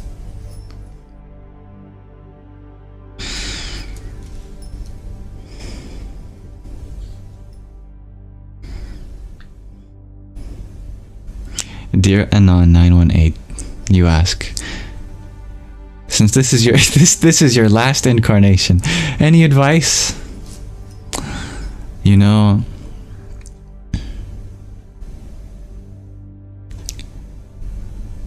the Buddha decided, it is said, in the last minute, that he was not going to enter nirvana.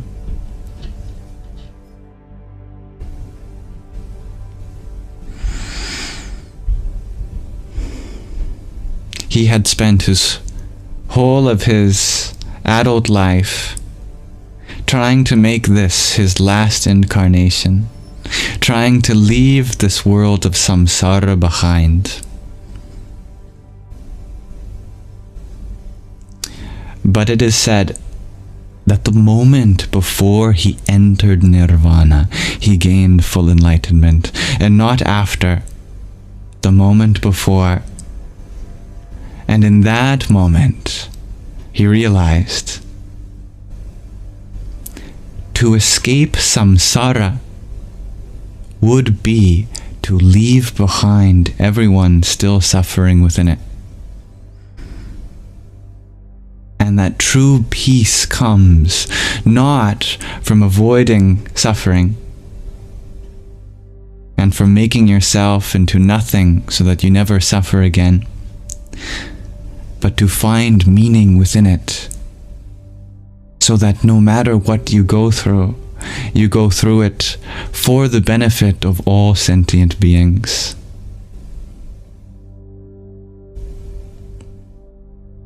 Thus the Buddha said, "I will not be the next to enter nirvana. I will be the last." And that is truly a noble quest.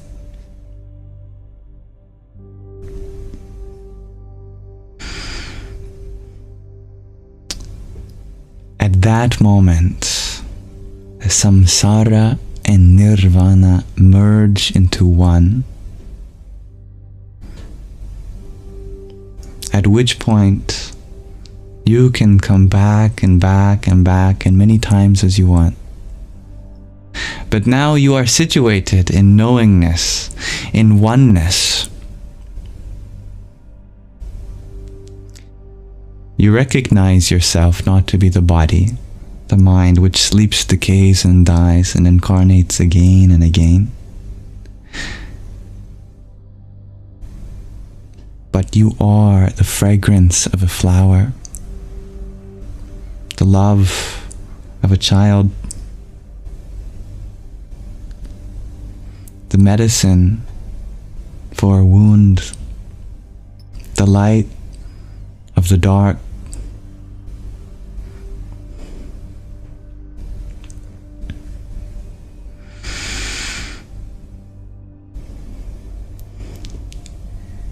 That the goal is not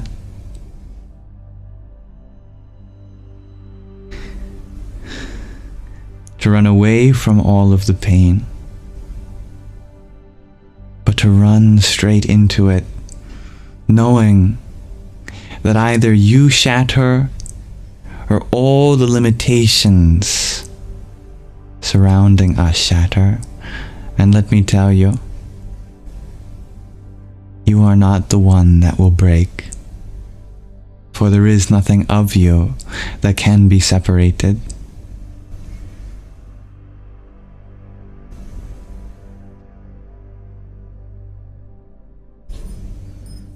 Thank you, Dove Darker, for the heart me you sent.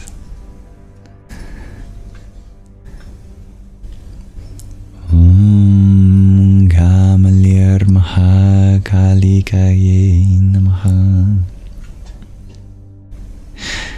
Dear Caleb, you ask, do you have to die and reincarnate to enter Brahman, or whatever it's called? You used a good word. You are already Brahman. Therefore, nothing needs to change for you to become that, which you already are.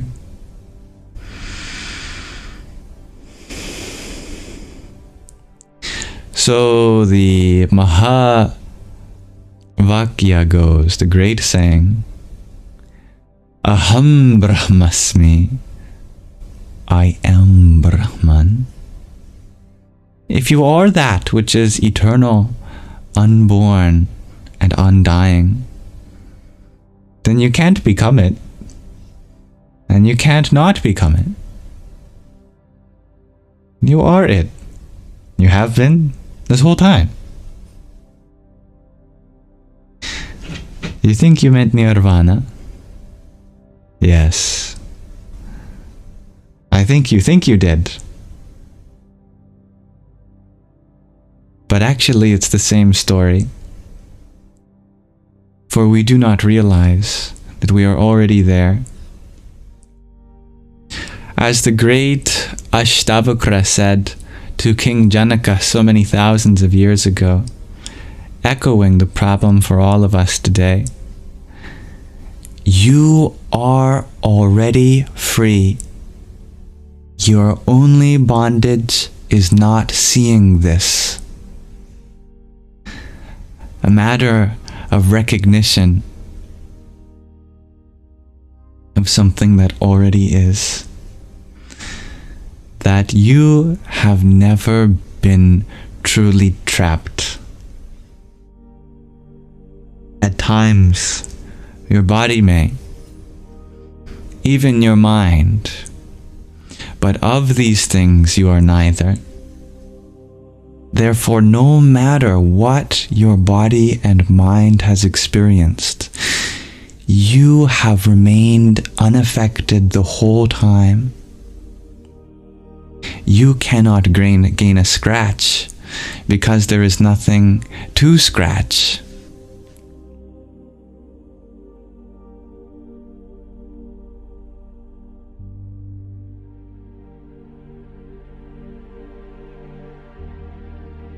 Fire cannot burn it, water cannot wet it, wind cannot dry it. What is that?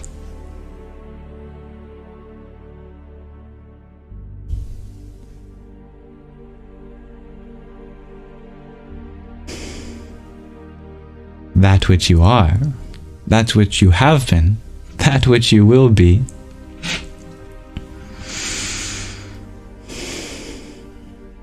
We could only describe it in metaphor. Dear Jess, you wonder, what is this background music? Let me see if I can find that out for you.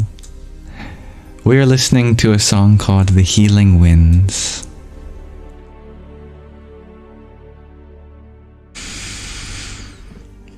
Thank you, dear Sean, for your rosa.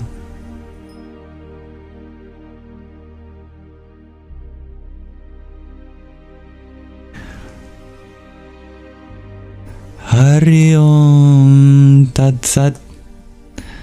And dear Hybrid Jen, thank you for the Day of the Dead. It is the Day of the Dead, isn't it? How fun. It's an important day.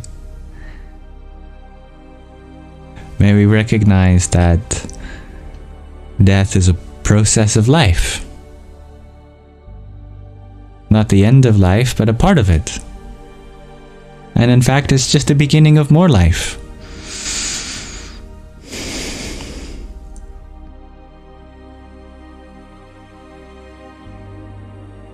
May we not fear the inevitable. May we understand that no one truly dies. It is just that what they have borrowed from Mother Earth, they return back to.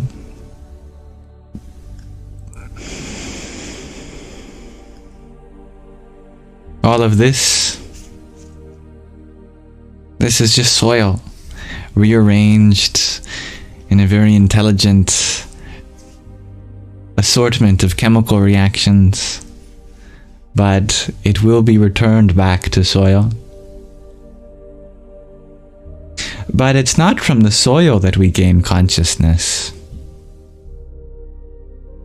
It's from consciousness that we gain soil and water, fire, air, even space. Many have heard of the 4 elements. Fewer have heard of the 5th, and fewer still know of where they come from. It is said that earth arises from water. Prithvi comes from Apas. Apas comes from Tejas, fire. Fire comes from Vayu, air. But where does air come from? Where did the first gas in the universe arise after the nucleosynthesis of the Big Bang? Well, that air, of course, arose from the fluctuations of the void, from space itself, Akash. It is from space, the quintessence, the 5th element, that the other 4 follow. As such, the story of the universe is sometimes called the record of the Akash, or the Akashic record. Akash being the space from which it's all arisen from. But it doesn't stop there.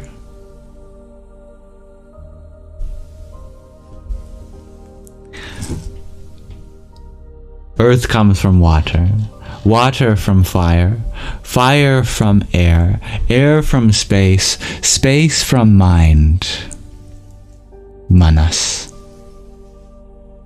Mind from buddhi, intelligence. Intelligence from ahankara, ego.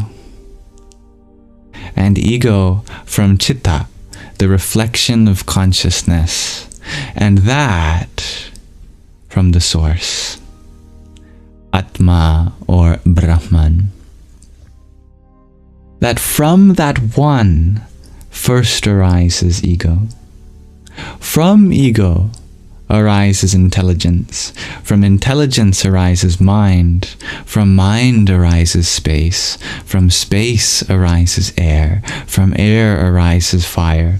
From fire arises water. From water arises earth. The letting go of the body is just the letting go of the elements,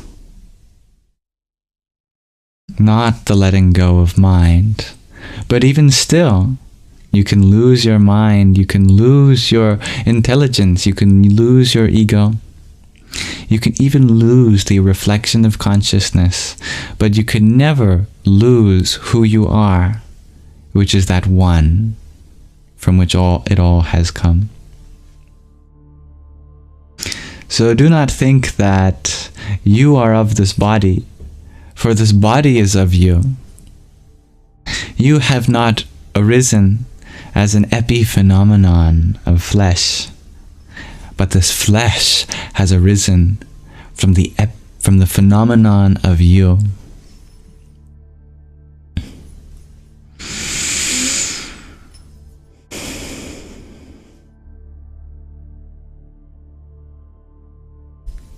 Now maybe you can relate that with the understandings of mental health, dear Anna. Thank you for the love painting too, dear Hybrid Jen.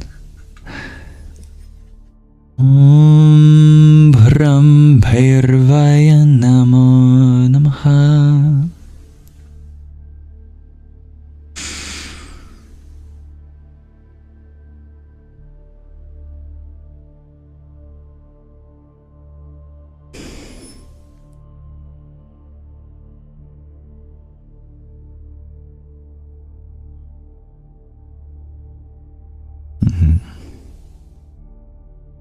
Now the ego does form an important purpose. Let's be clear. Ego is not the bad guy.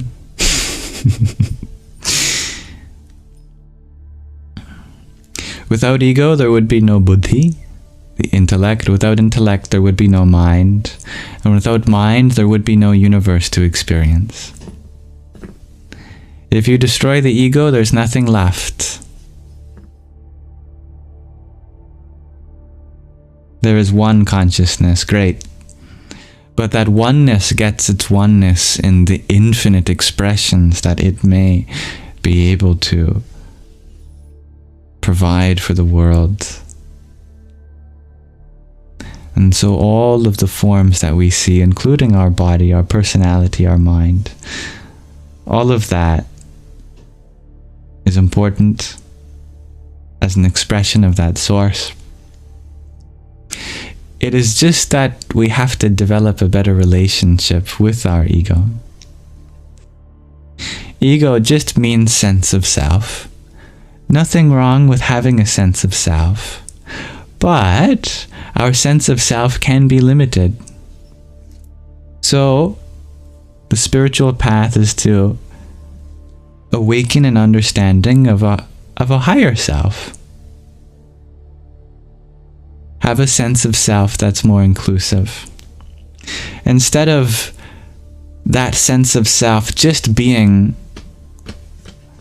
what people think of you, or your body, or your personality, or your talents, or your possessions, or your family, or your nationality.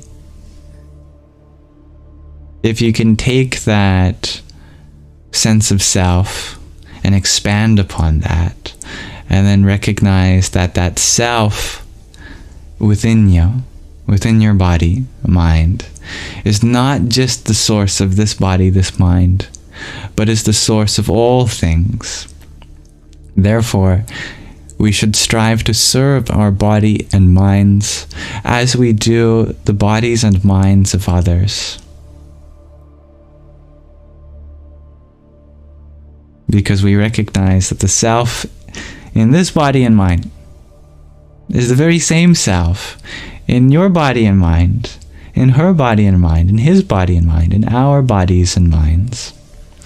Just one life force trying to live as one human and another, as one animal and another, as one plant and another, as one mushroom and another, as one amoeba and another, as one atom and another. All of it is the same life trying to thrive, we shall serve the whole rather than just the part.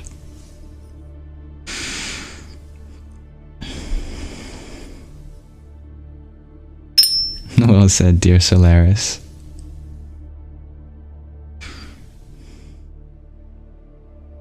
Yeah. If we could only connect even just 1% with the understanding of who we truly are. Now, 1% of who we are, that would be infinite. Because even 1% of infinity is still infinity.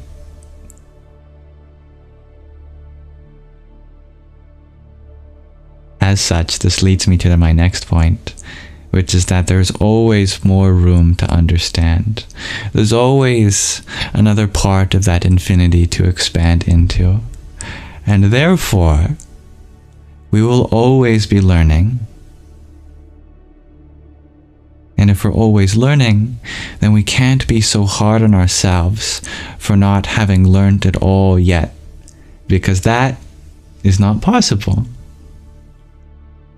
That the goal is not to learn everything, but to be part of an ever-expanding process of learning.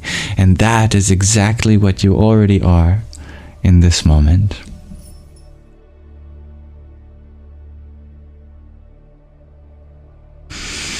Dear DLP, your answer to our question of the day is that surrender is freeing, because it's almost like a reset for your mind, allowing yourself to simply be.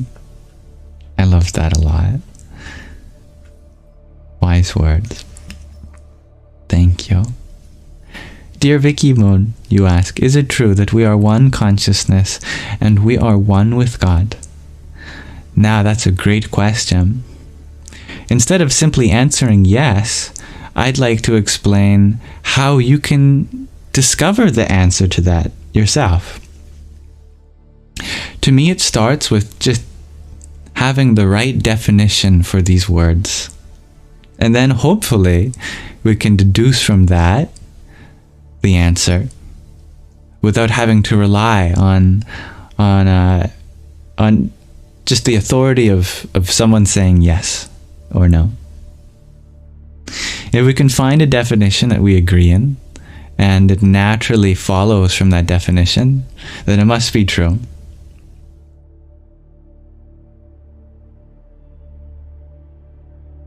So, let's start with consciousness. Let's use a definition of consciousness like this. That consciousness is whatever that's in your life, this body, this mind, this process, that is doing all of the observing. That part of you that feels, I'm alive. The part of you that looks and goes, wow. That recognizes that there is an existence happening. Consciousness is the one which is made aware of all the sights and sounds and smells and tastes and feelings and thoughts too.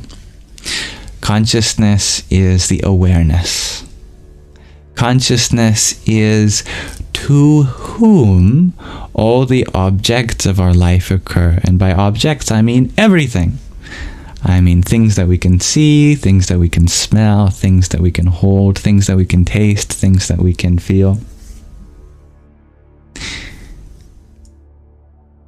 All of the stuff that happens in our life, it happens to consciousness. So that's the definition of consciousness. And if you agree with that, then I can show you how that directly leads us to the conclusion that there must only be one consciousness in the universe. And it's actually a very simple step. So if consciousness is that which things occur to, what would it mean if there were multiple consciousnesses? And if we run into a contradiction, this tells us that our assumption must be faulty, that you must not be able to have multiple consciousnesses. There must be a confliction with our definition, which we hold as true, and our assumption that there could be multiple. if there's multiple consciousnesses, then where do they exist? Because if two things exist, they somehow must exist individually. Because if they exist in the exact same way, in the exact same place, at the exact same time, then is it really two consciousnesses? How would you be able to tell them apart if there was nothing different about them? So, multiple consciousnesses means multiple things different about consciousness. Okay, then what are the things that could be different from one consciousness to another? And this is where we run into trouble.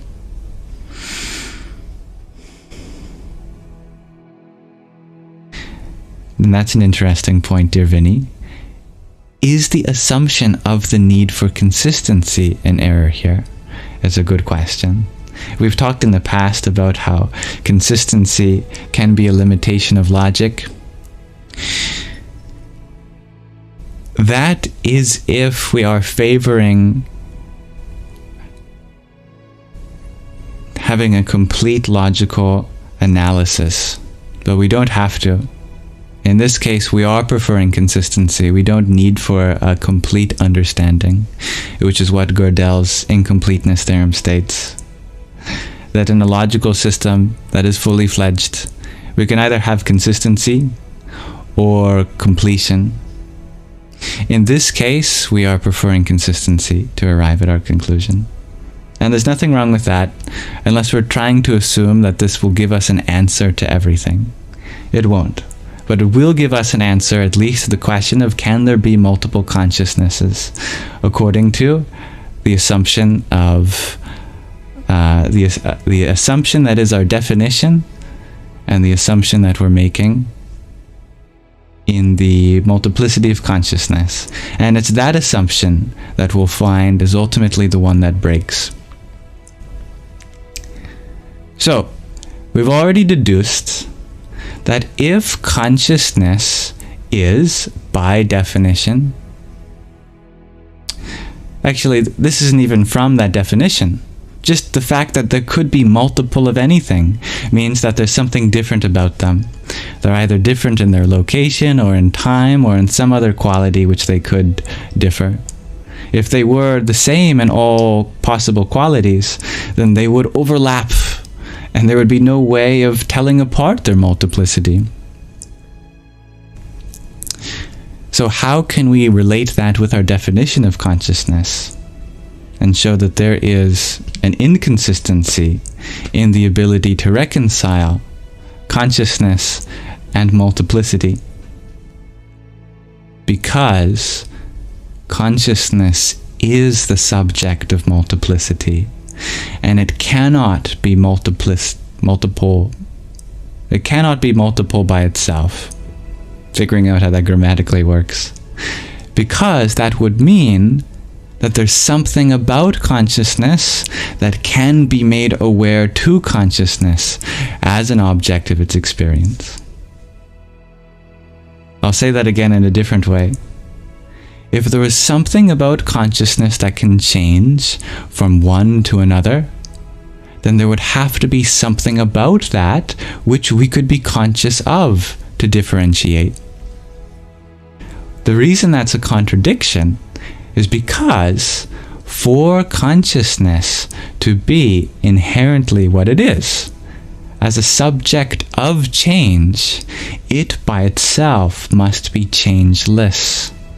In the same way that if you dip your finger in water that's the same temperature as you might not even recognize that there's water there.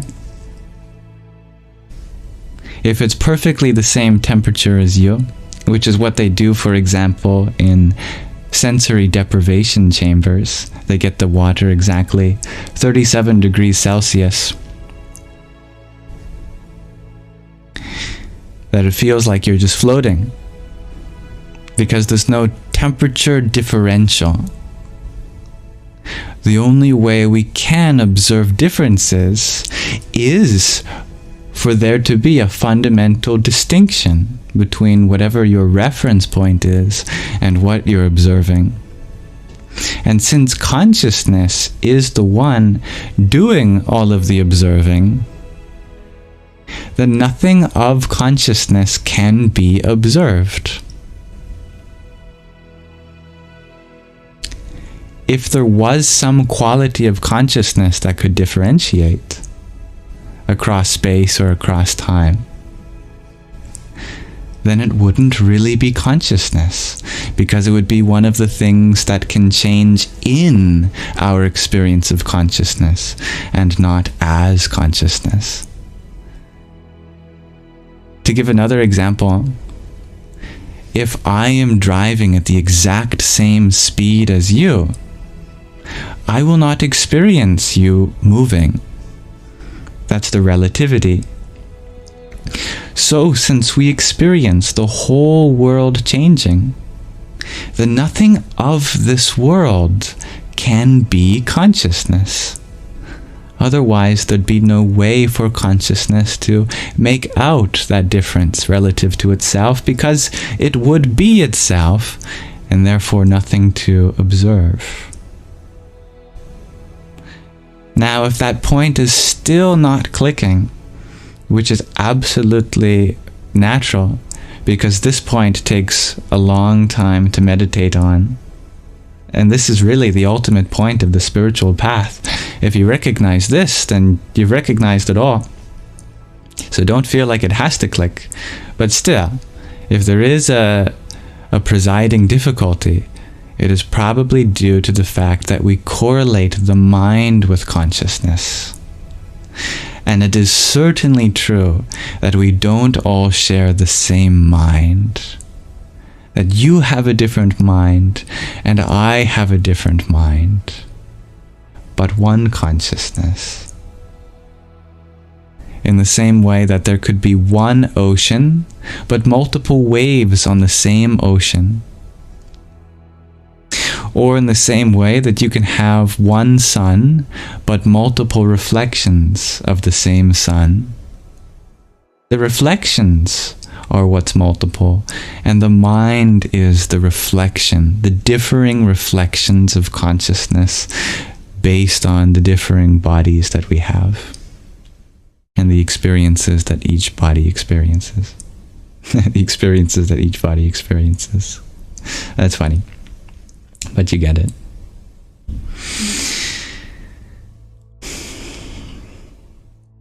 This is ultimately what one is meditating to achieve, the realization of that point, as it is stated in ancient scriptures thousands of years ago. Because if you do truly come to realize that your consciousness is not of this world. Not because you're an alien, but that's just because of the philosophical category that consciousness exists as the subject of all objects. Then it cannot be an object, and therefore does not inherit any qualities which are limited to objects, such as having multiplicity, such as having any variation, such as having a location or a distinct point in time. And if you really meditate on what that means, it means that nothing bad can ever happen to you. Because change only happens to you, but not of you. That consciousness cannot be created or destroyed, because there's nothing about it that can be created or destroyed. It is the subject of creation and destruction.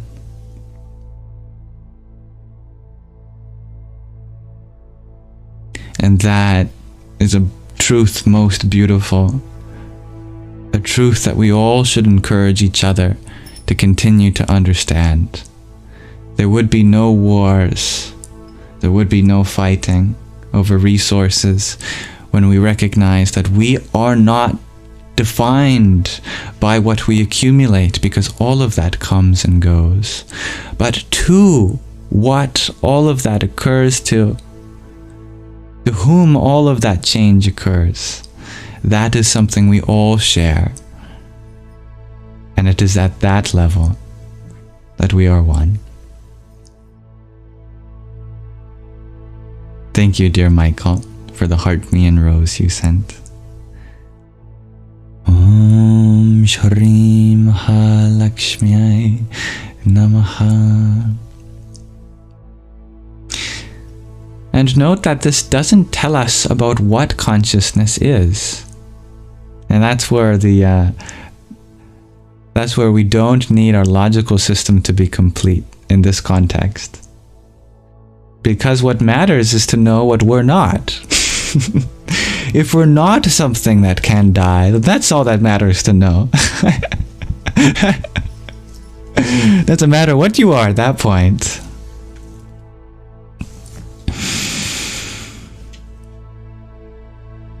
If you're not something that any amount of suffering can break apart or eliminate, that's all you need to know.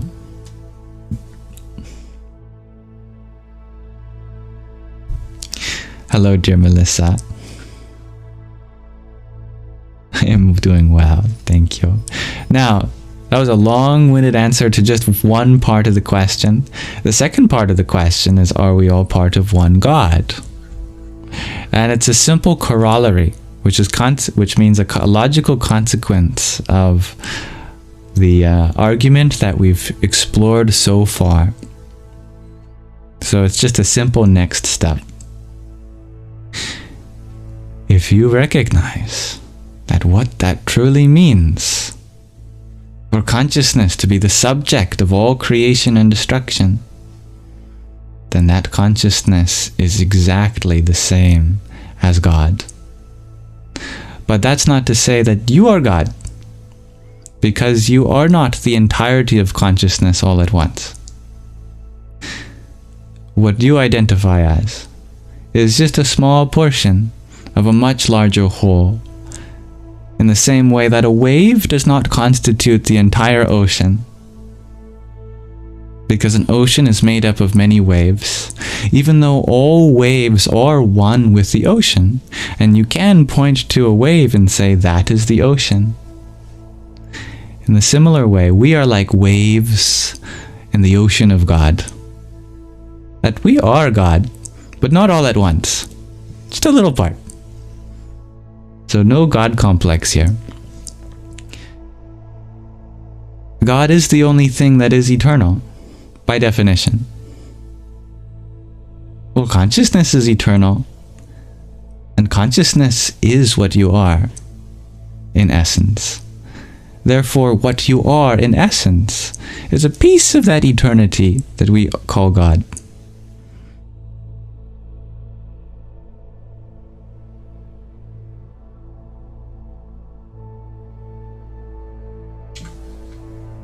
And in the same way, there can't be multiple gods. There can be multiple names for God, that's for sure. You could call it one thing, you could call it another thing. But it doesn't matter what you call the ocean. The ocean is still one.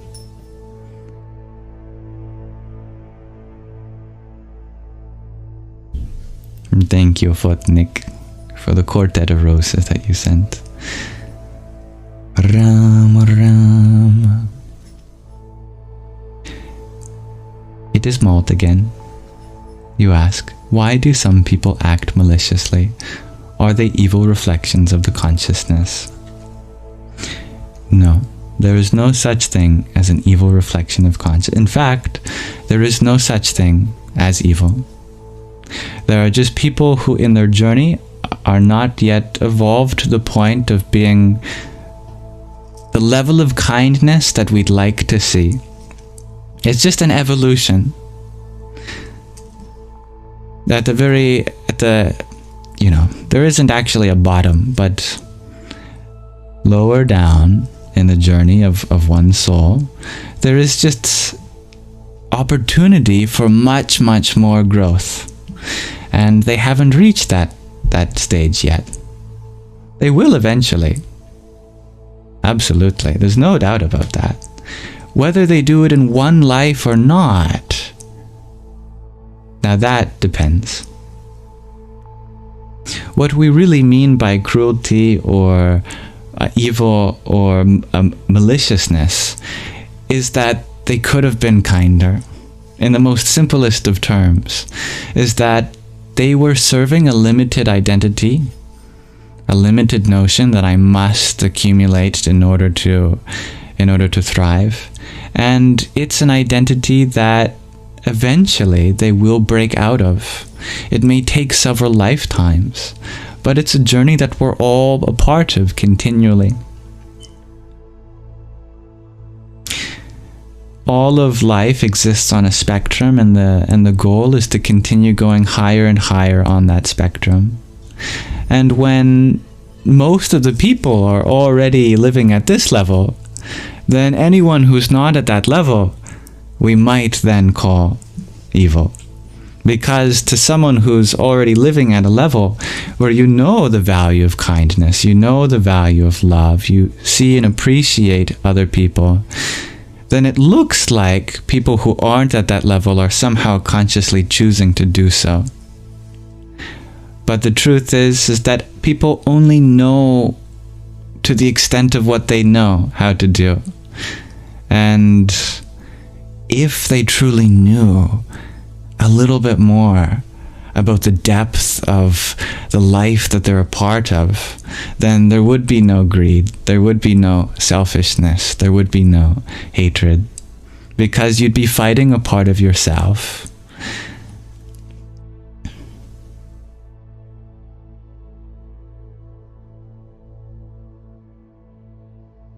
Since we've already come to a realization that we're all part of one life, then that means even those who don't recognize that they're part of it are still part of it.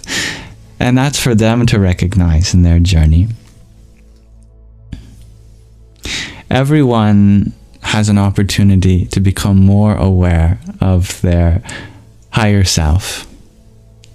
And we can encourage them by being better role models ourselves, and recognize that every limitation that they're currently struggling with is something that we've had to struggle with at some point, maybe in a past life. If we think that we're incapable of harm, then that means we've forgotten that at some point we had to grow out of those ways too. And some people are still at that stage.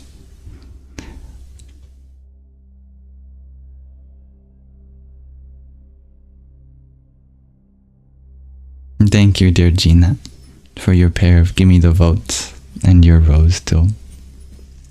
Radhe Radhe.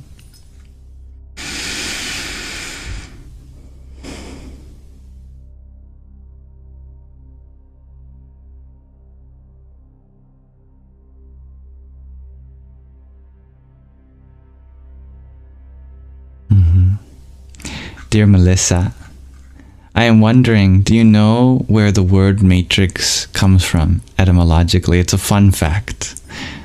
If you know, you know. If you don't, that's okay, but I'd love to explore it with you. It's a very fun fact.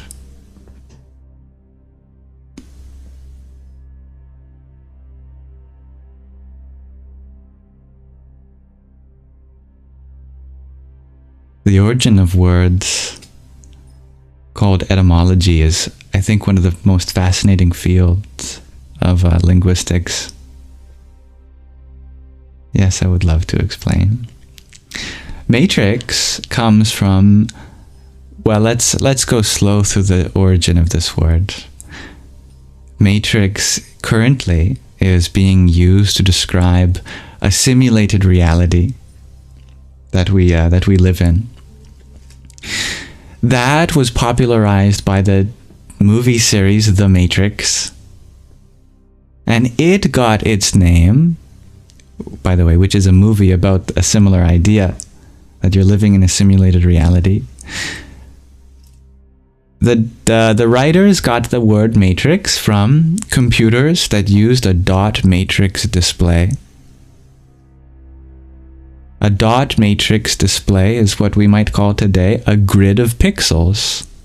The dots refer to the pixels, and the matrix literally means a grid. So before computers existed, matrix referred to grids. And they're very powerful mathematical structures because grids show up in a lot of places. And you can imagine that if this is a simulated universe, then everything would probably be on some sort of grid, just not of 2D pixels, but so-called 3D voxels.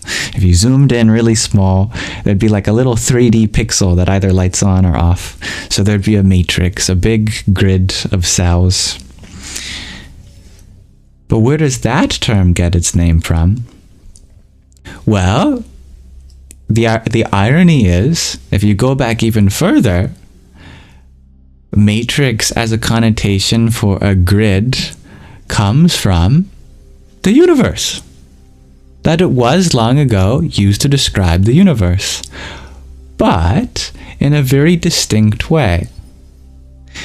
In the essence of this universe being like a tapestry of a bunch of parts coming together, just like a matrix is a bunch of cells all adjacent to each other. And it was given that name because matrix means mother. It is where we get the term matriarch, and that suffix, trix, is a feminization of a noun. You might know that suffix trix in the form of a dominatrix. That's the only example that comes to mind. But it's the same suffix, trix, referring to the feminine. And that root, ma, from matrix, means the mother. This is something that puzzles a lot of etymologists, but doesn't puzzle people who study spiritual scripture. That so many words for the universe and mother derive from the same etymological root. Like you could say that something a part of this world is material, but material shares etymology with maternal, something that's motherly. You could say that we exist in matter, or you could say we exist in the mother. You could say that we exist in Maya, an ancient word meaning an illusory existence, not unlike the connotation of matrix today. Or you could say we exist in Mata, the Divine Mother.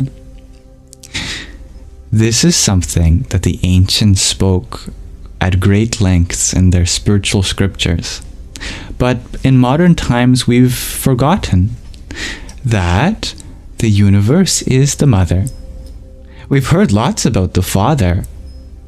We say that the Father is the source of the universe, but the Mother is the universe.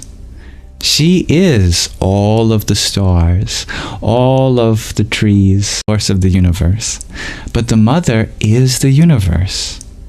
She is all of the stars, all of the trees. That's why we call her Mother Nature, the Earth, Mother Earth.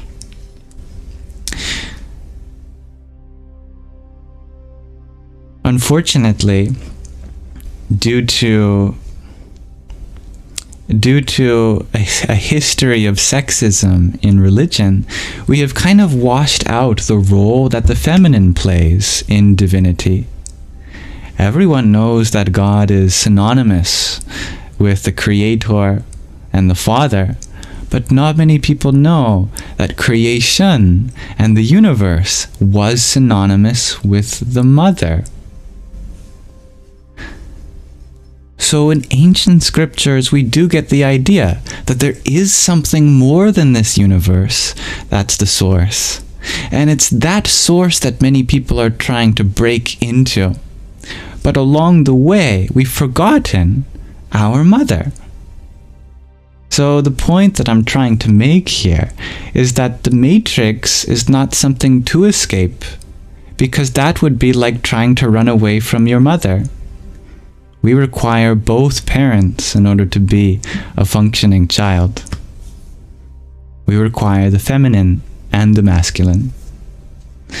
The reason that the feminine got associated with illusoriness is in part due to a history of sexism, but also due to a definition of reality that the ancients used that we now differ from.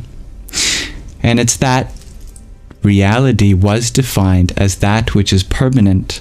And so according to that very strict definition, nothing of the universe can be considered reality. But not because it doesn't actually occur to you, and it's not meaningful or that you're not supposed to be here, but only in reference to a quality of the Father, which is the divine source of the creation, which truly is permanent. But that's not to say that what came from that source, the manifestation we know as Mother Universe, is in any way lesser or less than. And this is something that a lot of people on the spiritual path forget about, or they just don't know. Is that the goal is not to run away from your mother, but actually to recognize the unity of both within this moment. The universe is the mother, and there's nothing beyond her other than the Father. But the Father has no form by himself. It's not like there's something else out there beyond the universe. Whenever something takes expression, whenever there is a space for you to exist in, that space is provided by the Father, but animated by the Mother. And therefore all energy is a form of the Mother. And so you could only escape into more parts of the Mother. You can't truly run away from her. But if you think that's your duty, then you're certainly in for quite the journey, let's just say. Quite the endless battle.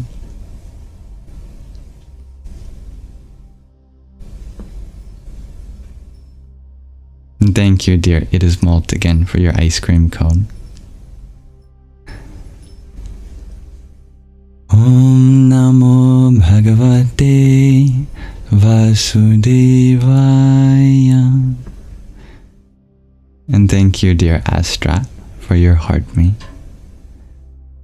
Om Dum Durgaye Namaha. And Gabriella, thank you for your heart me. Om Namah Shivaya. And thank you, dear Hybrid Jen, for your perfume. Radhe Radhe.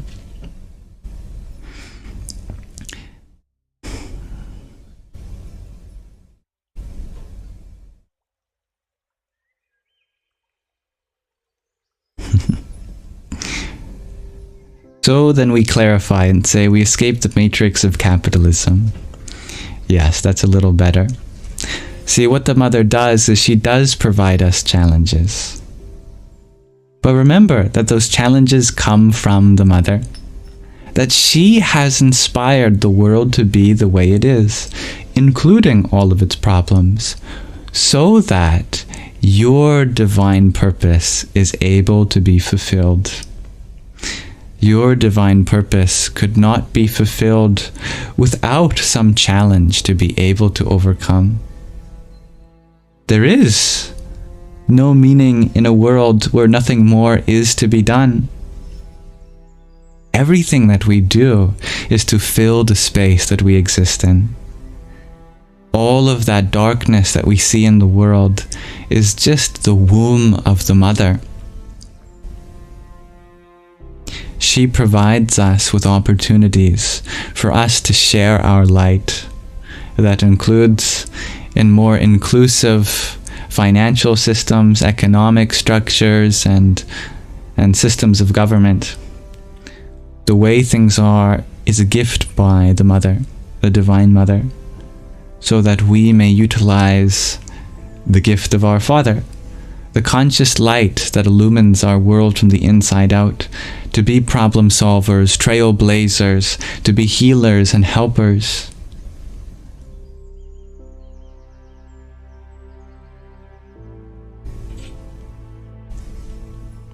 So, never be discouraged at the sight of a world that has suffering in it. That is what is necessary for growth in the womb of our mother. We can try to leave the womb, but we won't be ready yet. Everything that we need to grow is here. That includes our traumas. That includes the conflicts around us. That includes our insecurities. That includes our fears. That includes everything that we doubt about ourselves.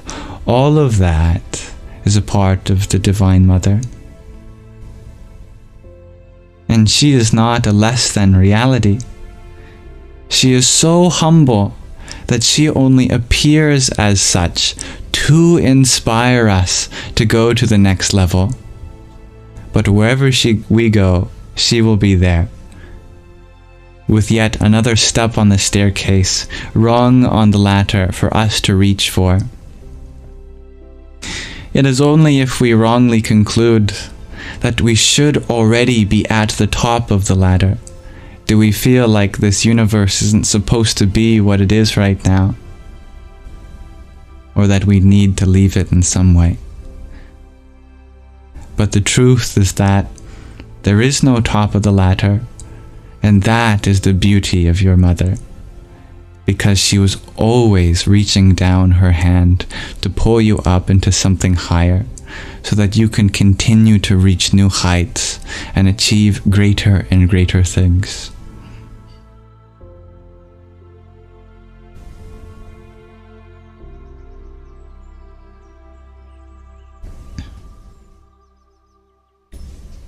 Alright. It's 11:11 right now for me in the Pacific time zone, and I would like to use that to make a wish.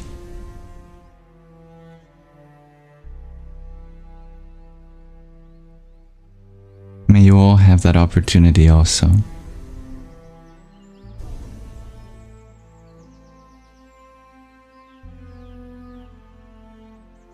Now, let us transition from our manana to our nididhyasana.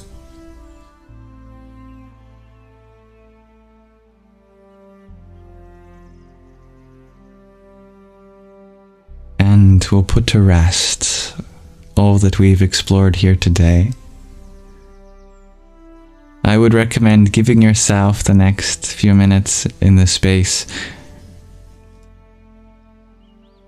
to bring into heart all of the things that we have processed together.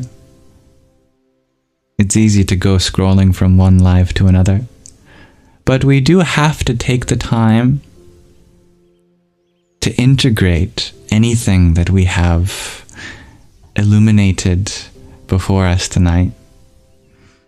And so if that's something that you would like to do, if there was anything, even a single idea in this live stream that you never want to forget, then let us do the work of letting that impress upon our consciousness as we end today's live stream. One of the greatest ways of integrating the positive thoughts in our mind is to meditate on them. But this is no ordinary meditation.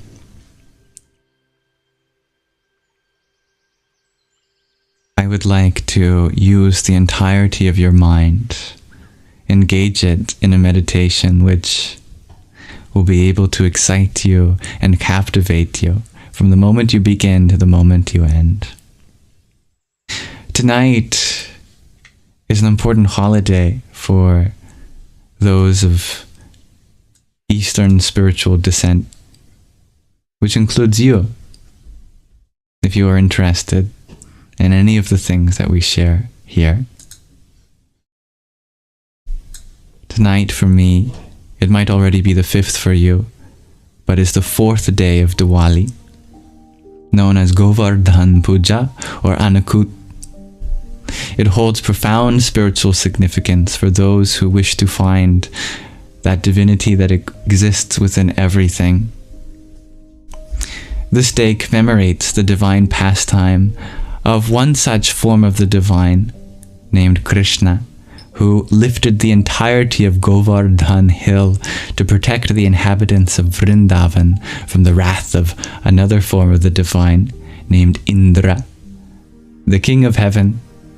This Leela illustrates the supremacy of divine love and devotion over material power and ego. But this story is not just one for you to believe in, but for you to see the symbolism in. For example, the lifting of a single hill is the power of pure devotion and complete surrender to the divine. It reminds us that with unwavering faith and love, the divine protects and sustains us all through adversities. In the Annakut festival, a whole variety of food is offered to that divinity, and thus I offer everything in this live stream as nutrients for that divinity within you. I call your soul. This all emphasizes the spirit of community and sharing. It is a time to come together in love and gratitude, celebrating the abundance of divine grace. And by worshipping that very hill itself that was lifted, devotees acknowledge the sanctity of nature, recognizing it as a manifestation of the divine, just as everything in our universe is a part of the Divine Mother. Tonight, I've chosen the following mantra to do 108 times with you, and allow me to display it on screen. Om Govardhana Dharaya Namaha.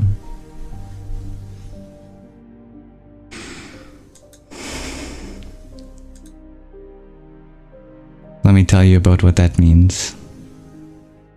Om, of course, is the primordial sound representing the universe and the ultimate reality. And Govardhana Dharaya means to the lifter of Govardhan hill, Namaha, salutations. In other words, salutations to the one that can lift an entire hill. In the same way that Jesus spoke to his devotees, that if you have faith even the size of a mustard seed, you can move mountains. As we talked about before, the meaning of Sanskrit sound is inherently tied to that sacred language itself. And so just by chanting this mantra, it is said that you will invoke divine protection, reminding us all of the unwavering support of the divine in times of need. It strengthens inner resilience and faith, empowering us to face challenges with courage and grace. And the collective chanting fosters a sense of unity and harmony within the Saṅgha, enhancing the spirit of togetherness. And in general, regular chanting purifies the heart, elevates the mind, and deepens one's spiritual connection with the divine. So, as we gather tonight in the spirit of devotion, even if we may be devoted to the same divinity but in different traditions all around the world, let this mantra be a beacon of divine love and protection, guiding each of us towards the ultimate union with our soul beloved. May the blessings of Govardhan Puja fill your hearts with joy, peace, and boundless grace.